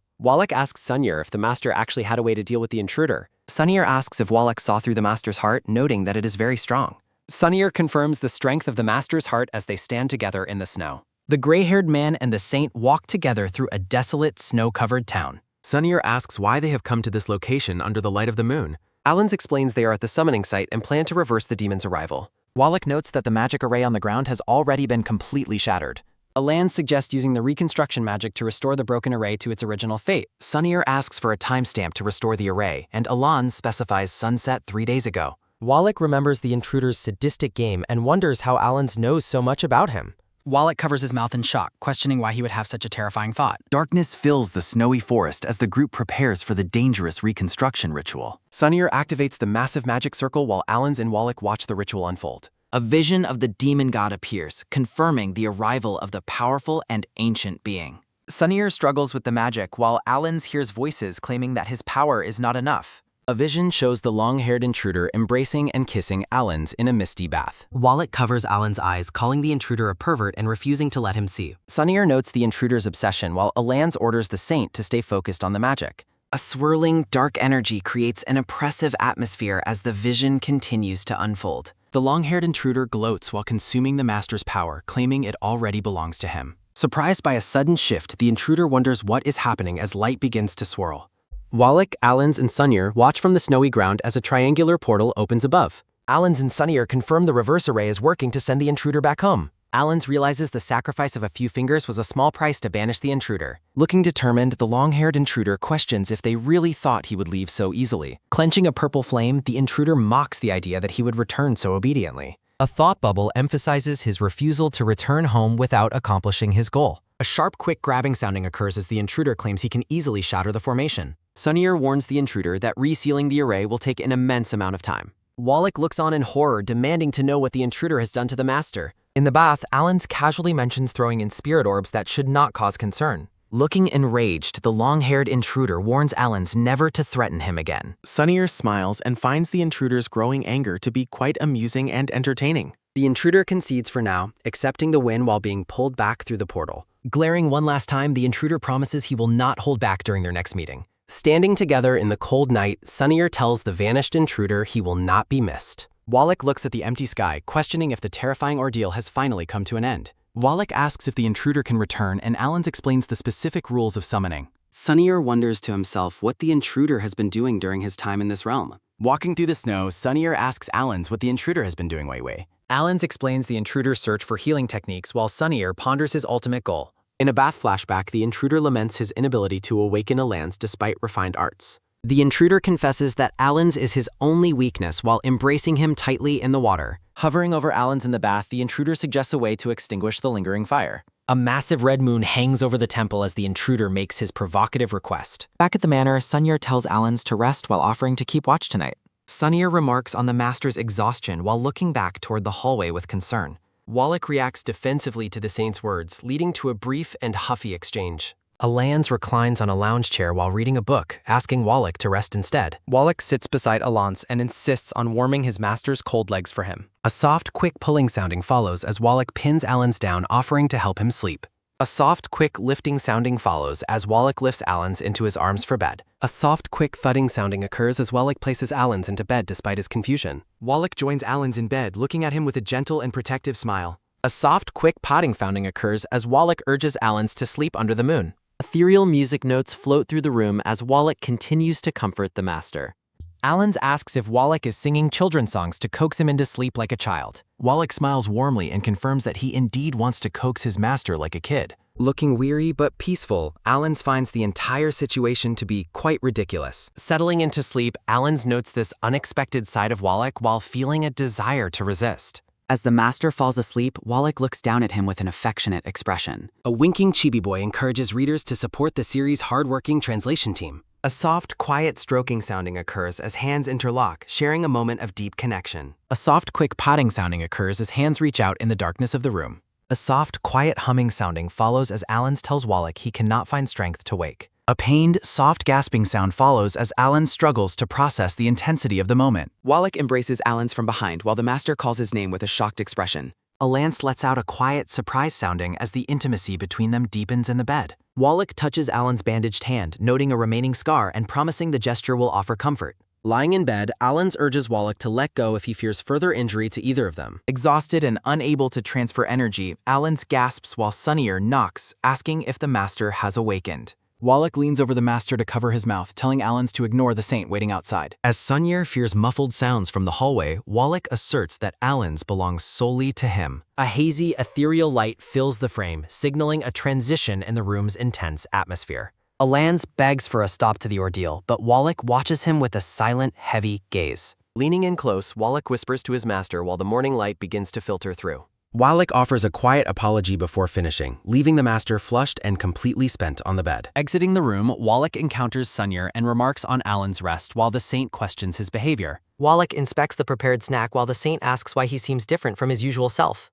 Wallach aggressively confronts Sunnier about the laced medicine, warning the saint that his immortality will not protect him. A sudden, sharp bop sounding occurs as Wallach rejects the saint's advice, comparing lack of control to animalistic behavior. While washing his face, Wallach reflects on the master's recent suffering and his own failure to stay composed. Staring into the mirror, Wallach questions his lack of self-restraint as water continues to run in the sink. A spectral intruder appears in the reflection, telling Wallach not to shoulder the blame for the master's condition. The spirit in the mirror claims that Alan's own provocations are responsible for the current state of affairs. Wallach questions the spirit's cryptic meaning as the reflection beckons him to lean closer for a secret. The grinning reflection promises to reveal the hidden truth behind everything that has transpired between them. Wallach's eyes glow with a red hue as he succumbs to the spectral influence within the mirror. Reaching out to touch the glass, Wallach is met by the long-nailed hand of the smiling spirit. A soft, quick tapping sounding occurs as their hands meet through the mirror, completing the mysterious connection. Wallach gasps and sweats in distress, seemingly trapped in a waking nightmare while struggling for control. A distorted, demonic version of the reflection grins maliciously through a glitched and fractured visual field. The spirit reveals that while his physical form is barred, his essence can still manifest in this world. He mockingly addresses Alans, asserting that his spirit can still cross the threshold to reach the master. The intruder's spirit laughs with a hand over his face, reveling in the control he now wields. A dark reflection in the water vows to show no mercy during the next encounter with Alans. Wallach wakes up confused in a massive bed, wondering how he fell asleep beside a wounded Alans. Wallach calls out to the silent master who lies motionless and pale on the white pillows. A soft, quick pulling sounding occurs as Wallach draws back the blanket to check on the master. Shock fills Wallach as he discovers fresh, bleeding gashes across the master's chest and torso. Wallach pulls the master into a desperate embrace, his expression turning to one of absolute horror. Checking Alan's temperature, Wallach is terrified to find the master's body has turned unnaturally cold. Wallach looks up in despair, realizing the master's life may have finally reached its tragic end. A blood-red moon hangs over a dark castle in the primitive world as crows fly overhead. Carrying the master, Wallach demands healing while the servants tremble at the thought of his deadly wrath. A servant tearfully informs Wallach that Alans has already been dead for a significant amount of time. Enraged and in total disbelief, Wallach refuses to accept the claim that the master has passed away. The terrified healers beg the Demon King for mercy, revealing Wallach's sudden and terrifying change in identity. Wallach stands frozen as he hears himself addressed as the Demon King for the first time. Looking at a shattered mirror, Wallach begins to process the reality of his current, altered state. He realizes he is inhabiting another body and frantically wonders what has happened to his original self. Wallach enters Alan's sunlit room to wake him, greeting his master with a bright and cheerful smile. Wallach touches the master's face, satisfied that his elaborate performance has successfully achieved its intended goal. A sudden, sharp bop sounding occurs as Alans delivers a powerful slap to Wallach's arrogant face. Stunned by the blow, Wallach stares at Alans, questioning how the master dared to strike him. Wallach touches his bruised cheek, musing that it has been quite a long time since anyone dared hit him. Alans notices Wallach's bandaged hands and asks what injuries he sustained during their recent intense confrontation. Wallach gently takes Alan's hand and offers to massage it to ease the master's apparent physical discomfort. Wallach decides to let the matter go for now, but internally mocks the master's shamelessness after their intense altercation. Walking through the garden corridor, Sunnier remarks on the pleasant weather and the lunch arranged in the greenery. Alans pauses in the hallway, looking downward with a silent and deeply contemplative expression on his face. Wallach notices Alan's untied laces and kneels, questioning his own sudden and involuntary impulse to serve the master. Looking up at Alan's, Wallach blames his instinctive need to fix the messy laces on damned muscle memory. As Sunyur watches the display of service, Wallach's inner self screams about the perceived humiliation of the moment. Wallach stands, announcing they should continue, while Alan's requests his cloak because he is beginning to feel cold. Offering a bright and cheerful smile, Wallach agrees to retrieve the master's garment right away. Walking away, Wallach privately muses that their little game is about to become far more interesting very soon. Sunyur calls out to his master while Alan's thinks of the intruder, and Sunyur confirms he saw him. Alan's urges Sunyur to leave quickly, while the saint warns him to remain careful and not anger him. From the shadows of the arched hallway, Wallach silently observes Alan's and Sunyur as they finalize their conversation. Wallach returns with the cloak, questioning why the saint left while Alan's explains he was sent on an errand. Moving closer, Wallach asks with a predatory smile if only the two of them remain in the corridor now. An oppressive shadow stretches across Alan's clothing as the intensity of Wallach's looming presence deepens the silence. Alan's pulls away from the touch, insisting that he is hungry and demanding that Wallach stop his advances. Embracing him from behind, Wallach suggests Alan's eat first, but mentions he is also hungry for the master. Alan's reaches for a fork as Wallach questions what his master is attempting to do at the table. A piece of food is carefully lifted from the plate with a silver fork in a steady hand. Wallach claims the feeding is to comfort Alan's, though he secretly admits the truth is very different.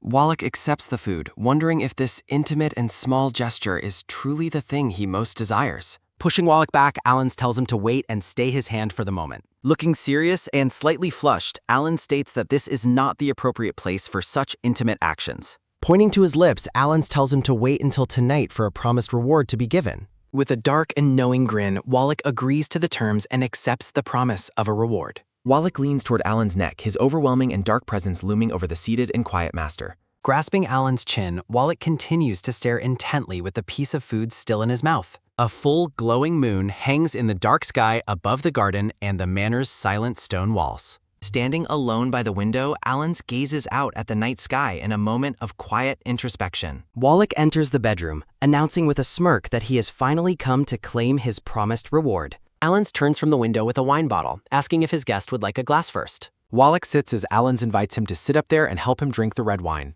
Alan's thinks to himself that Wallach is impatient while he focuses on his goal of stalling for time. Sitting on Wallach's lap, Alan's holds a glass of wine and tells the man to open his mouth. Wallach looks up with a knowing and confident expression, asking the master if he is truly aware. Wallach claims Alan's is better at seduction than his otherworld counterpart, leaving the master completely shocked by the remark. A close-up of Wallach's grin reveals his growing amusement and fangs as he enjoys the master's reaction. Wallach declares that since Alan's tried to charm him, he will now have to pay a little price. Alan's winces and turns his head away as Wallach moves in close to the master's exposed neck. Alan's lets out a sharp, pained "ah" sounding as Wallach bites him, while Alan secretly hopes the trick stalls. Gasping in pain, Alan's listens as Wallach promises to play the game as long as his master lives. Looking at his blood-stained finger, Wallach warns Alan's that he intends to play the game quite slowly now. Gripping Alan's face, Wallach declares that since no one can match him, nobody will save the master. In a grand hall, Lao Chen concludes his report on everything he knows concerning the master's history. Seated upon the sword throne, the man hears an urgent call and wonders if it is the saint's voice.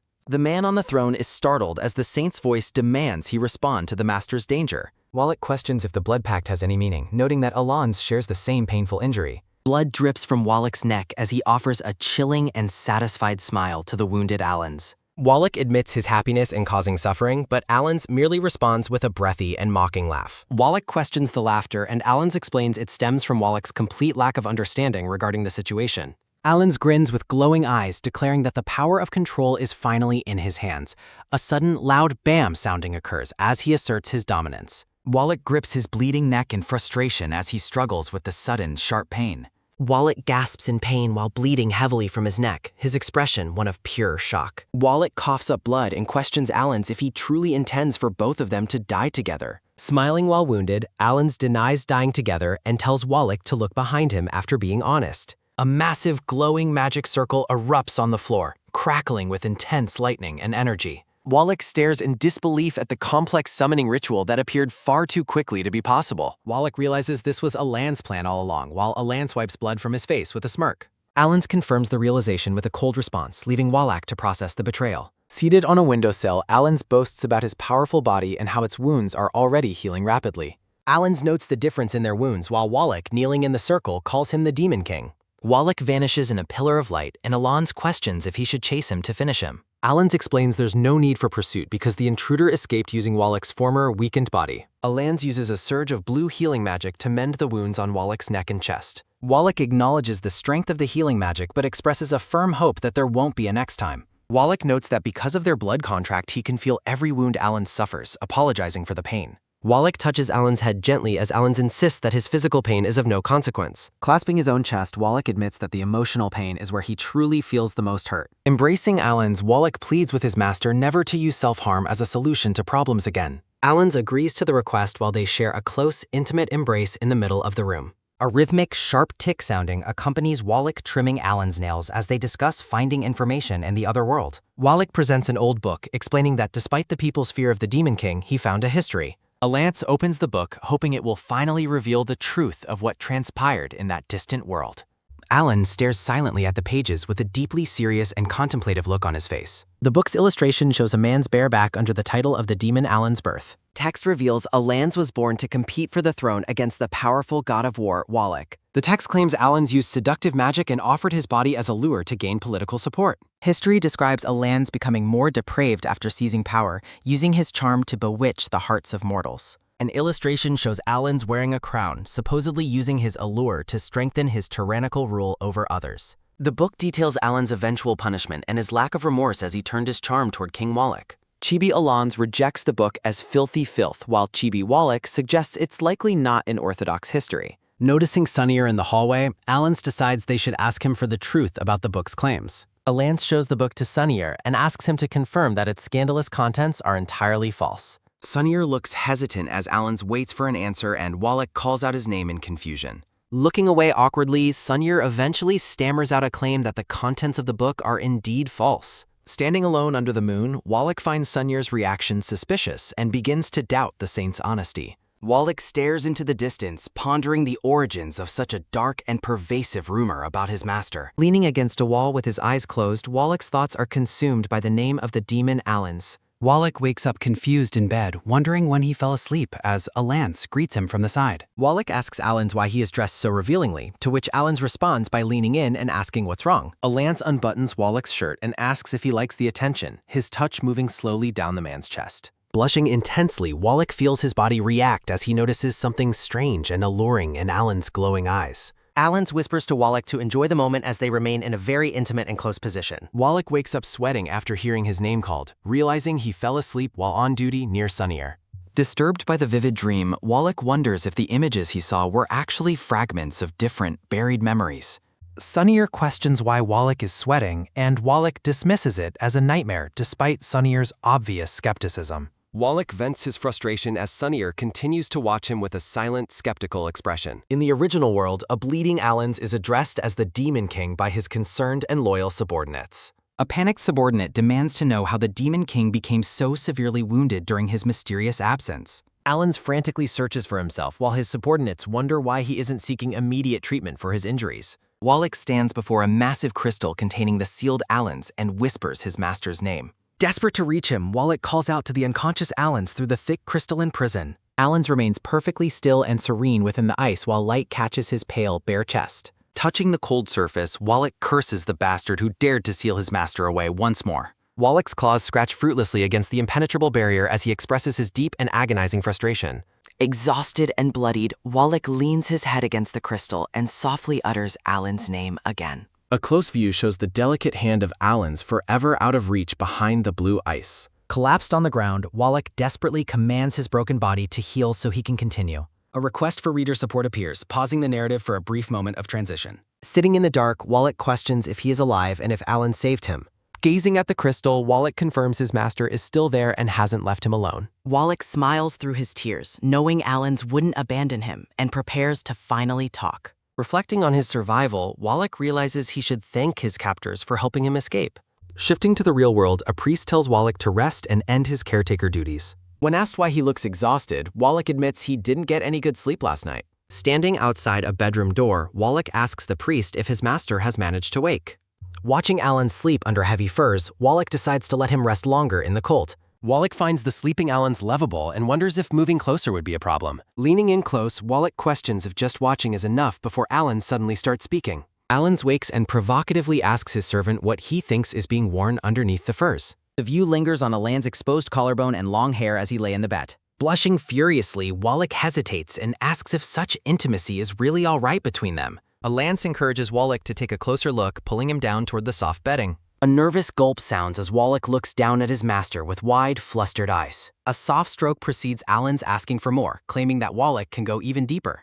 A hand rests against Alan's chest, feeling the warmth of his skin in the quiet room. A sudden achoo breaks the tension as Alan chides Wallach for stealing his blanket mid-dream. Shocked and confused, Wallach realizes the entire intimate encounter was nothing more than a vivid illusion. In reality, Wallach explains he came to wake Alan's while secretly cursing his own strange dreams. Checking the time, Alan decides it's already late enough and that he really needs to rise. Alan stands up, shedding the heavy furs and preparing to start the day. As Alan sits up, his bare feet dangle just above the floor while Wallach watches him. Wallach catches his master's foot, insisting the ground is too cold and offering to put on shoes. Alan mocks Wallach's concern, suggesting his servant should be the one warming his cold feet instead. Wallach stares at the foot in his hand, his face heating up from his master's suggestion. Wallach grips the master's ankle tightly, struggling to keep his intense inner turmoil under control.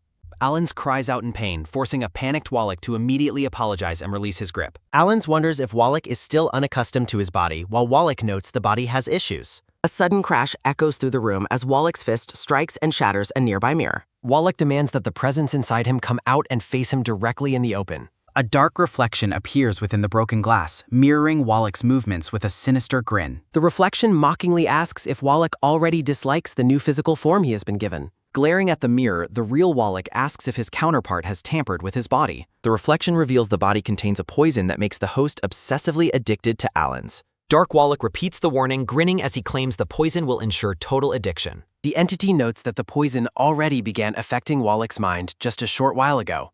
Wallach's reflection tells him not to feel guilty since Alan's is the source of all suffering. Dark mist swirls around an ominous statement declaring that Alan's is responsible for all their pain. Wallach stands in silence, staring at the resting Alan's as the dark thoughts take root. Seeing Alan's off guard and alone, Wallach decides it's the perfect time to stop holding back. The narration questions if the struggle to keep holding on has become too difficult lately.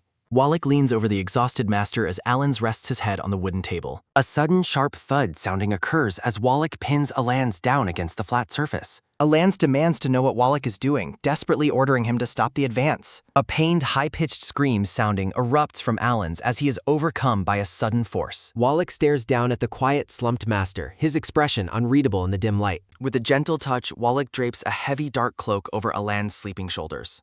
Standing back, Wallach watches over his master, asserting that nothing out of the ordinary occurred. The scene shifts as Wallach quietly exits the grand office, leaving Alan's to rest alone. Leaning against the closed door, Wallach gasps for air while struggling to regain his composure. Wallach's own reflection mocks him, praising his performance as a loyal and obedient dog. Wallach retorts that he obeys because he has a master, unlike a worthless stray dog.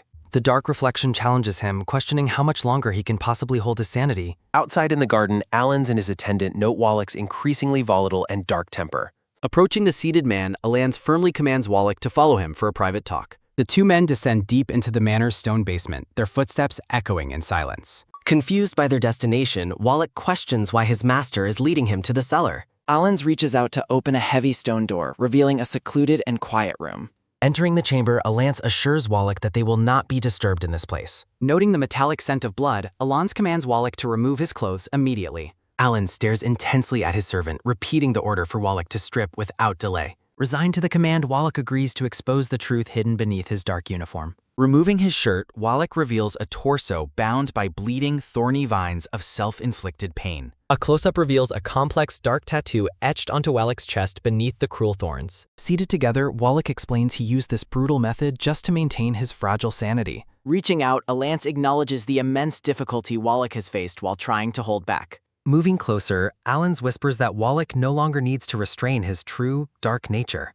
A deep primal roar sounding fills the room as Wallach finally loses control and bites Alan's. Narration confirms that Wallach completely succumbed to his inner darkness and went on a rampage. Pinned to the floor, Alan stares up in shock as blood begins to stain his clothes. Splashes of red liquid paint a grim picture of the violence unfolding in the dark basement. Realizing his master is in grave danger, Wallach desperately fights his own instincts to stop. Wallach's dilated pupil reflects the sight of the bloodied Allens, fueling his internal struggle. To regain control, Wallach summons a blade of pure light and drives it into himself. Allens gazes in horror as his servant chooses to wound himself rather than continue the attack. With a determined grunt, Wallach forces the glowing sword deeper to end his own violent berserk state. Gasping for air, the wounded Allens lies on the floor while staring at the ceiling. Spent and weakened, Wallach collapses forward onto Allens, his head resting against the master's chest. Using soft green healing magic, Alance comforts the sobbing man and forgives his loss of control. Cradling Wallach's face, Alance promises that they will solve this difficult curse together in the future. Wallach looks up with watery eyes, his expression full of gratitude toward his forgiving master.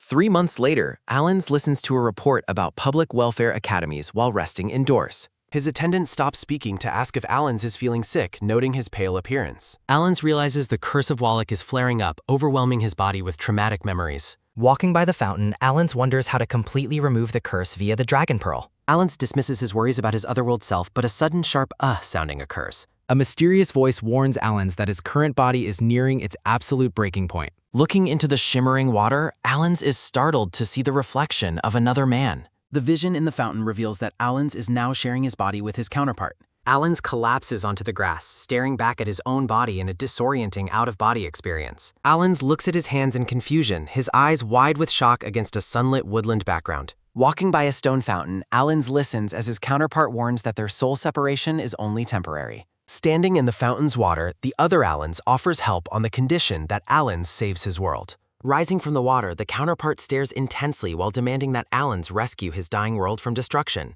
Deep in the pool, the vision questions what happened between Allens and Wallach regarding their shared painful curse. Holding a brilliant, glowing orb, the vision explains that all the necessary answers are held within this light. Allens stares into the radiance, and the scene shifts to a grand hall where election results are pending. From a high vantage point, the names of Allens and Wallach are announced to a large gathered crowd. Seated together in formal attire, Allens and Wallach wait in silence as the weight of the moment settles. A man with brown hair accuses Wallach of intimidation, but Allens defends the use of violence as fair. Figures walk through the manor's courtyard as they disperse following the announcement in the stone hall. Outside, Wallach offers his hand with a mischievous grin, playfully suggesting that Allens should go first like a lady. Insulted by the tease, Allens stomps on Wallach's foot, causing the man to let out a sharp A. Wallach winces in pain and tells Allens to eat more, maintaining his playful attitude despite the physical injury. Allens looks annoyed as the memory shifts to his office, where his attendant presents a letter from Wallach. Reading the letter, Allens learns of a dragon on the snow mountain, while his attendant warns of a trap. Allens decides he cannot ignore the plea, fearing the villages below the mountain will perish if the peaks collapse. The scene transitions to dark, snow-covered mountain peaks as the sun sets behind jagged, frozen horizons.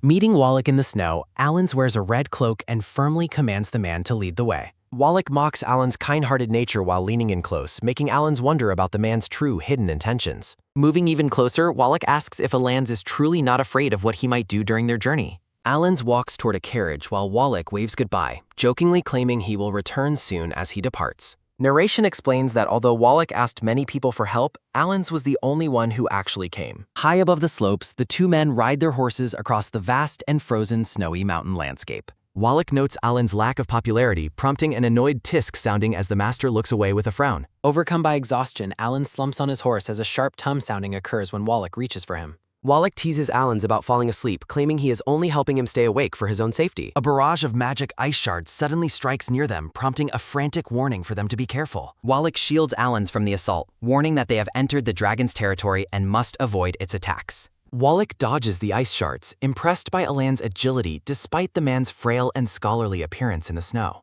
Darkness suddenly covers Allens' vision as a hand is placed over his eyes to protect them from the light. Wallach covers Allens' eyes to shield them from the dazzling shards, his touch firm against the freezing mountain wind. With Allens' vision obscured, Wallach promises to guide him through the dangerous path toward their destination at the peak. They arrive at a snowy clearing where a massive, restless dragon lies coiled upon a large, glowing magic seal. Noting the broken seal, Wallach teases Allens about enjoying his warm embrace, causing Allens to huff in annoyance.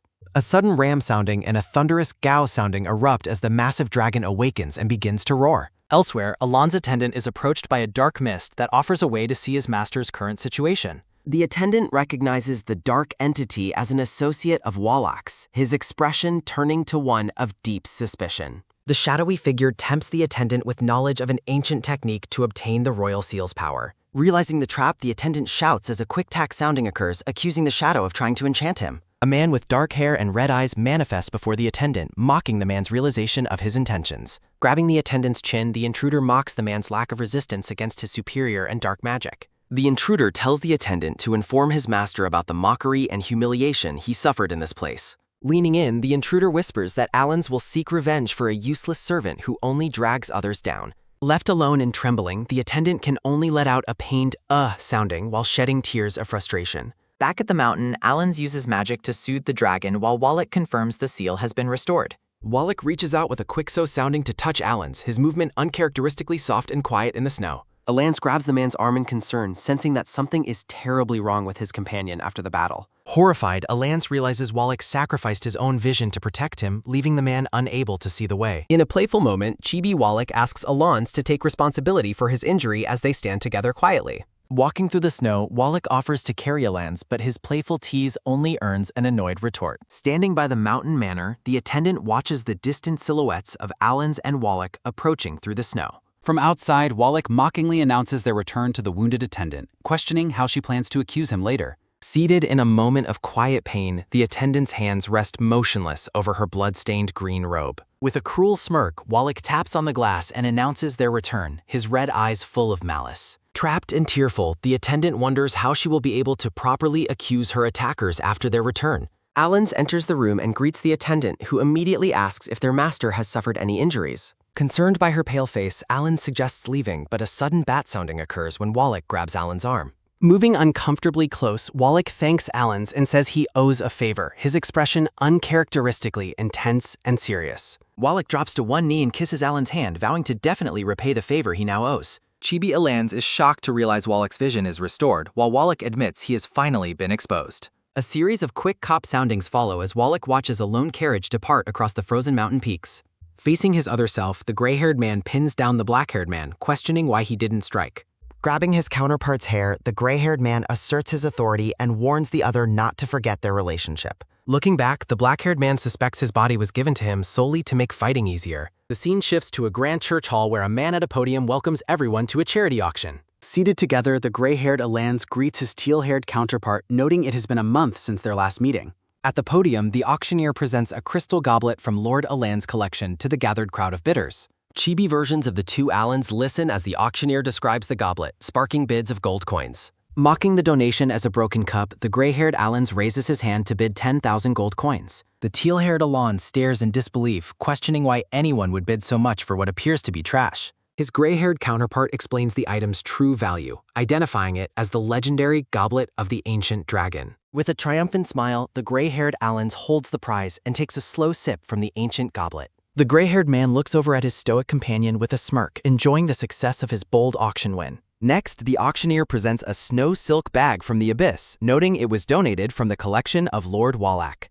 Chibi teal-haired Allens refuses to let the bag go, claiming it was damaged in battle and he wants it back. Guests mingle around elegantly set tables in a massive, high-ceilinged banquet hall during a formal evening social gathering. While drinking wine, the attendant suddenly stops, his eyes widening as he realizes the liquid in his glass is poisoned. Glaring at Wallach, the attendant asks if he wants to compete, while Wallach smiles and invites him to follow. Sunlight streams into a grand corridor as the two men walk away from the party to settle their silent dispute. Turning back with a dark grin, Wallach tells his companion to obediently follow him just like this into the shadows. Wallach leans in close and mockingly asks if the attendant was satisfied with the service he provided last time. Claiming he is very satisfied, the attendant draws a glowing sword and lunges at Wallach with a sharp damn sounding. Wallach easily catches the man's wrist, mocking his weak hands and questioning how he intended to actually thank him. The brown-haired man lets out a soft cooey sounding as a mysterious, confident smile spreads across his shadowed face. A loud knee-sounding and band-sounding erupt as a massive sealing spell manifests, trapping a startled Wallach in light. Coughing up blood with a sharp coo sounding, the man explains he prepared the seal earlier and will now trap Wallach. Wallach smiles, reminding the dying man about the poisoned wine and warning that they will both die if not released. A cheerful chibi character winks on a support page that encourages readers to support the translation team's work. Wallach repeats his threat, ordering the man to let him go or they will both face an inevitable death together. Wiping blood from his mouth with a quick laugh sounding and quiet sounding, the man smiles and agrees to die together. Pinned by the light, Wallach watches as the man collapses onto a book, finalizing the magic of the sealing spell. Wallach demands to know what is happening, only to be told he is now sealed within this holy church hall. Slumped against the glowing circle, the dying man laughs, telling Wallach he will never escape now that his jailer is dead. Panic sets in as Wallach shouts for the man to wait, but the darkness begins to consume the entire room. Wallach curses his fate, fearing he will actually die at the hands of a brat while trapped in the seal. Wisps of light and energy swirl through the air as the powerful magic spell continues to weave its complex pattern. The book on the floor begins to absorb the surrounding magical energy as the sealing ritual nears its completion. A hand raises a glass of red wine as Joseph's narration explains that their clan has always been protected. Holding his glass high, Joseph offers a toast to the Lord while Alans watches with a look of quiet concern.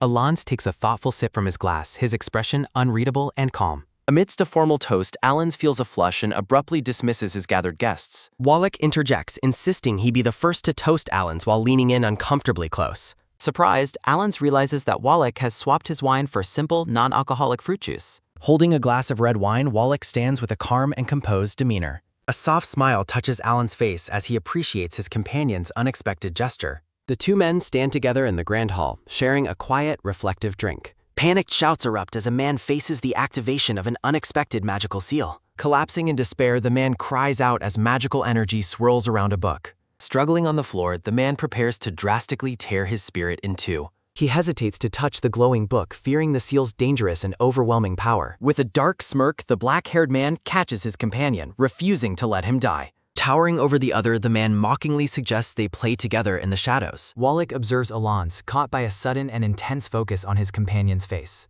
Seeing Alan's genuine smile, Wallach admits to himself that his companion can smile too. Wallach hides his blush, annoyed by his own reaction to Alan's beautiful and radiant expression. Spotting Alan stumbling, Wallach watches with concern and asks what has happened to him. Feeling weak and unsteady, Alan struggles to maintain his balance as a flush deepens. Vision blurring, Alan loses his balance and begins to fall toward the garden floor. Wallach catches him, incredulous that fruit juice could cause such a seemingly drunken state.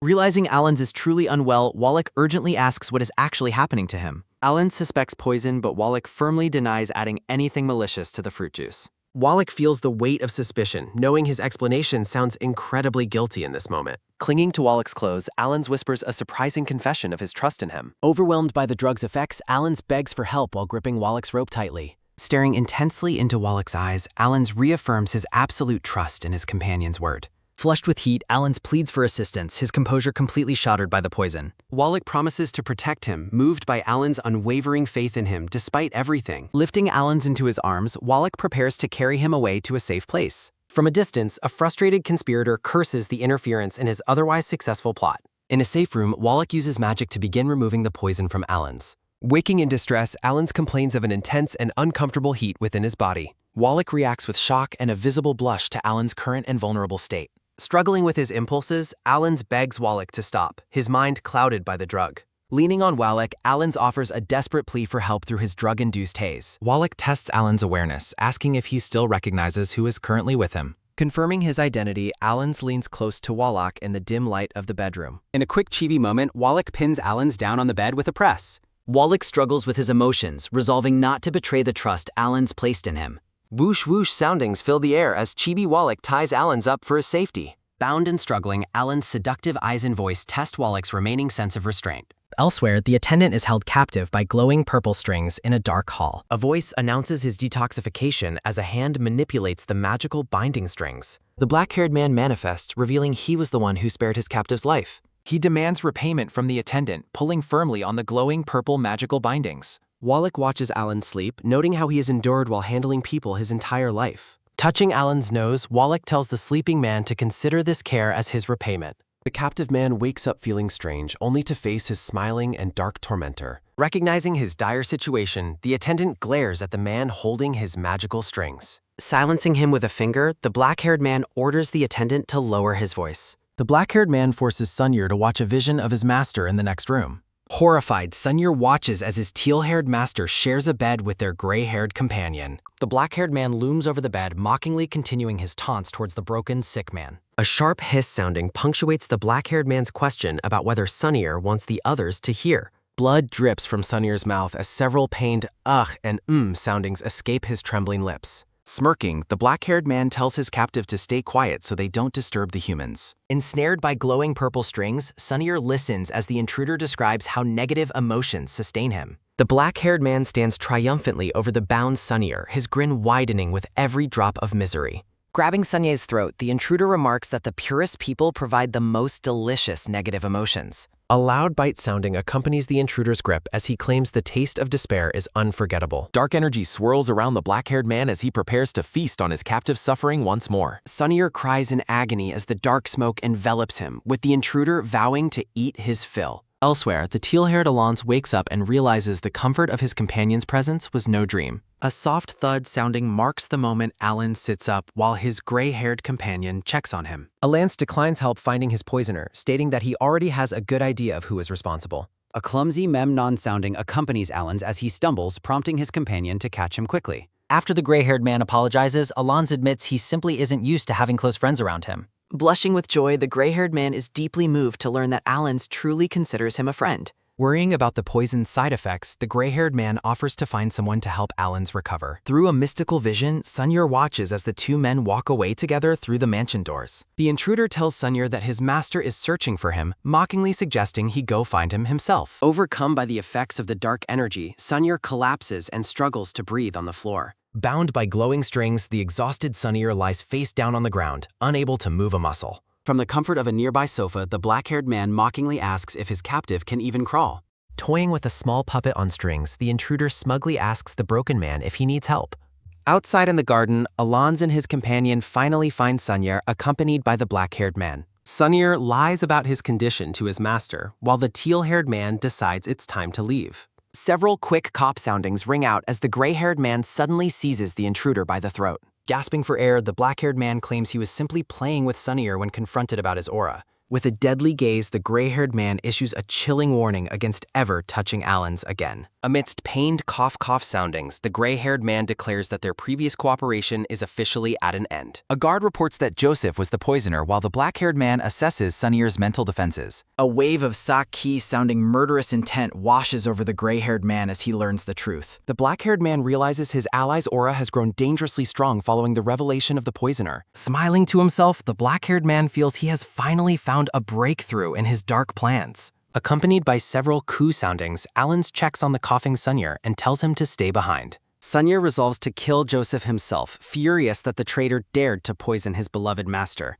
A loud dung sounding marks the arrival of the carriage as Alan steps out into a dark, foreboding area. Alan stands in shock before a field of blood and corpses, looking toward a figure in the distance. Under the moonlight, the gray-haired man holds the severed head of the poisoner amidst a blazing fire. A trembling wah sounding escapes Alan's lips as he realizes exactly what his companion has just done. The gray-haired man notes Alan's presence, showing no remorse for the gruesome scene he has created. With a blood-stained face, the gray-haired man presents the severed head as a gift to the one bullied. A simple confirmation marks the end of the poisoner's life as the flames continue to lick the air. A quick Louis Lai sounding accompanies Alan's retreat as his companion justifies his murderous path of resolution. Fearing he has scared his friend, the gray-haired man explains he was only defending himself from attackers. Horrified by the blood on his companion's hands, Alans pulls away and demands not to be touched. Alans walks away in silence, leaving the gray-haired man to worry that he is once again hated. A dark entity watches from the shadows, noting that the hatred in his heart has found rest. A splashing ow sounding fills the shower as the gray-haired man reflects on his image as a madman. The gray-haired Alans laments losing a new friend after revealing his true face, while a shadowy figure watches. Frustrated by his inner thoughts, the gray-haired man shouts for silence as he stands in the dim room.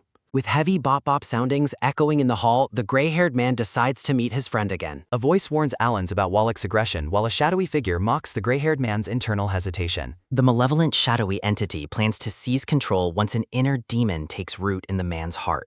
The gray-haired Alan stares ahead with a look of quiet determination, focusing on his next crucial move. Alans accepts responsibility for a blood debt before a chibi version of himself expresses frustration at the wait. The teal-haired Alans instructs the gray-haired man to rest while he stays behind to speak with their companion. After the door shuts, the brown-haired man collapses against the wall with several pained cough-cough soundings. A black-haired man notes Sunnier's slow recovery, coldly declaring he will show no mercy despite the other's illness. Leaning in close, the black-haired man mockingly touches Sunnier's face to assert his dominance over the sick man. With a determined look, the brown-haired Sunnier firmly pushes the black-haired intruder away from him. The teal-haired Alans warns his gray-haired counterpart that excessive killing will cause a dangerous rebound of murderous aura. Pleading for a connection, the gray-haired man promises to listen if his companion will finally stop avoiding him. Chibi versions argue about avoidance, revealing the teal-haired man only pulled away due to his blood-covered hands. Alans blushes upon remembering his companion's love for cleanliness just before the teal-haired man pulls him into an embrace. The teal-haired man notes that Alans is much cleaner now, asking if he has finally taken a bath.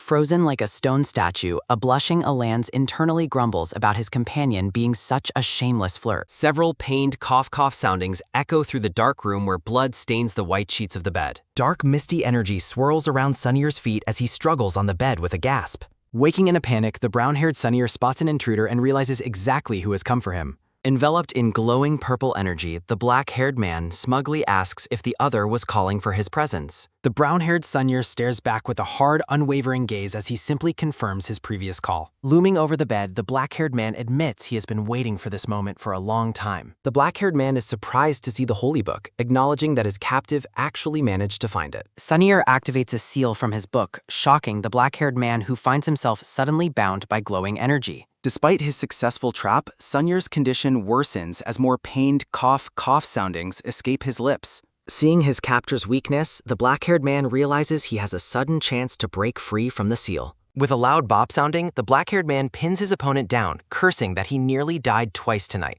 The black-haired man mocks Sunir's broken body, questioning how he ever expected to successfully seal him away. With a malicious grin, the black-haired man suggests that the previous lessons from the sect were clearly not enough. Dark energy binds Sunir to the bed as his black-haired tormentor prepares to deliver a final blow. Bound by dark smoke, Sunir hears several cock-cock soundings as a voice from the door asks if he's asleep. Sunir's heart races as his master asks from behind the closed door if he is allowed to come inside. A loud creak sounding fills the room as the door opens, prompting Sunir to ask why his master is here. The teal-haired master checks Sunir for a fever, while Sunir tries to hide his pain with a sharp sounding. While dark energy coils around his legs, Sunir dismisses his master's concern, claiming he only needs a bit of rest. The teal-haired master laments Sunir's habit of trying to solve every problem alone to avoid being a burden. Gently wiping sweat from the younger man's brow, the master reminds Sunir of his duty to protect his student. The master encourages Sunir to rely on him more before sighing and deciding not to force a confession tonight. With a sudden bat sounding, Sunir's hand shoots out from under the covers to desperately grab his master's sleeve. Tears stream down Sunir's face as he breaks his silence, begging his master for help in a trembling voice. The teal-haired master freezes in shock, his eyes widening as he realizes the true depth of Sunir's distress. Sitting close on the edge of the bed, the master urgently asks Sunir what he needs him to do. Struggling against his internal agony, Sunir whispers that he is in terrible pain while pulling his master closer. Through his tears, Sunir makes a desperate and vulnerable plea for his master to touch him to ease the pain. While Sunir groans in pain, the inner demon mocks his shameless behavior for acting so vulnerably before his master. The master silences the chatter, declaring that he understands the situation and there is no need for further words. With a quick sod sounding, the master retrieves the holy book and vows to finish the incomplete sealing spell. The black-haired intruder recoils in shock as the master unleashes the full radiant power of the holy book seal. The black-haired man's eyes widen in disbelief as he asks how his secret was discovered. Wallach notes the long history of their clan while Alans listens intently, holding the ancient book. Trapped in a stone, the black-haired man realizes his consciousness is being pulled toward his enemy. Desperate, the black-haired man begs Wallach for help while the others remain cold and distant. With a gaze of cold indifference, Wallach tells his former companion to accept his own fate. Despite the threat of a shared death, Wallach remains unmoved by the black-haired man's frantic warnings. Alan's heart grows heavy as he worries about the consequences Wallach might face from this conflict. The teal-haired Alans declares the fight over only for the black-haired man to seize Sunir. A blade is pressed against Sunir's throat as the intruder threatens to kill them both together. Blood trickles from the blade, prompting a horrified Alans to scream for the intruder to stop. A moment of intense vulnerability unfolds as the teal-haired man clings to his companion for support. The black-haired man snarls that any attempt to cast a spell will result in Sunir's death. Panicked by the sight of blood, Alans begs the intruder not to harm the injured man. Mocking their bond, the intruder claims Alan's actions put his own disciple in this grave danger. Reaching out in desperation, Sunir calls for his master as Alan screams his student's name. Their fingers brush for a second before a quick bat hut sounding marks their failed connection. After the struggle, Wallach offers a sincere apology while Alans demands to know the captive's location. Wallach explains that the lingering dark mist is a parasite that thrives solely on negative emotions. Fearful for Sunyer, Allens learns that the mist will continue to drain the sick man's life. At the underground beast arena, the black-haired man mocks the bound and battered Sunyer. Touching Sunyer's skin, the intruder describes the gruesome fate awaiting him once the cages open. The black-haired man whispers that soon nothing but bones will remain of his fragile, broken captives. Struggling to stay conscious, the dizzy Sunyer wonders what nonsense his tormentor is currently rambling about. A sharp sounding echoes as the beasts roar and rattle their cages for Black. The black-haired man feels a sudden swatan sounding as he questions Sunyer's lack of fear. Seeing the glowing red strings, the black-haired man insults Sunyer's inability to hold his own power. A gentle thudding sound accompanies the intruder's fingers as he forces Sunyer to endure his touch. Realizing he cannot let Sunyer die, the black-haired man holds a glowing stone while others worry. Under a crimson moon, Alance and Wallach arrive at the grim gates of the beast arena. Wallach describes the misery of the slaves here, leading Allens to wonder why he came back. With a sad smile, Wallach reveals he grew up in this hell, leaving Allens momentarily speechless. Searching the shadows, Wallach finally spots their friend and announces that he has found him. Allens rushes to the cage, relieved to find Sunyer unconscious but breathing steadily despite his injuries. A cozy lop-bop sounding from the fire fills the room as Wallach checks on Sunyer. Watching over the bed, Allens softly confirms that the exhausted young man has finally fallen asleep. Wallach remarks on Sunyer's luck while the lop-bop sounding of the hearth warms the room. Overcome with guilt, Wallach apologizes for the chaos, but Alance refuses to let him feel responsible. Gently cradling Wallach's face, Allens offers forgiveness, prompting the other to wonder why he's so kind. Wallach warns that Allens' gentleness invites trouble, but Allens only asks for clarification with a blush. The tension breaks as Wallach pulls Allens into a passionate kiss on the sofa by the fire.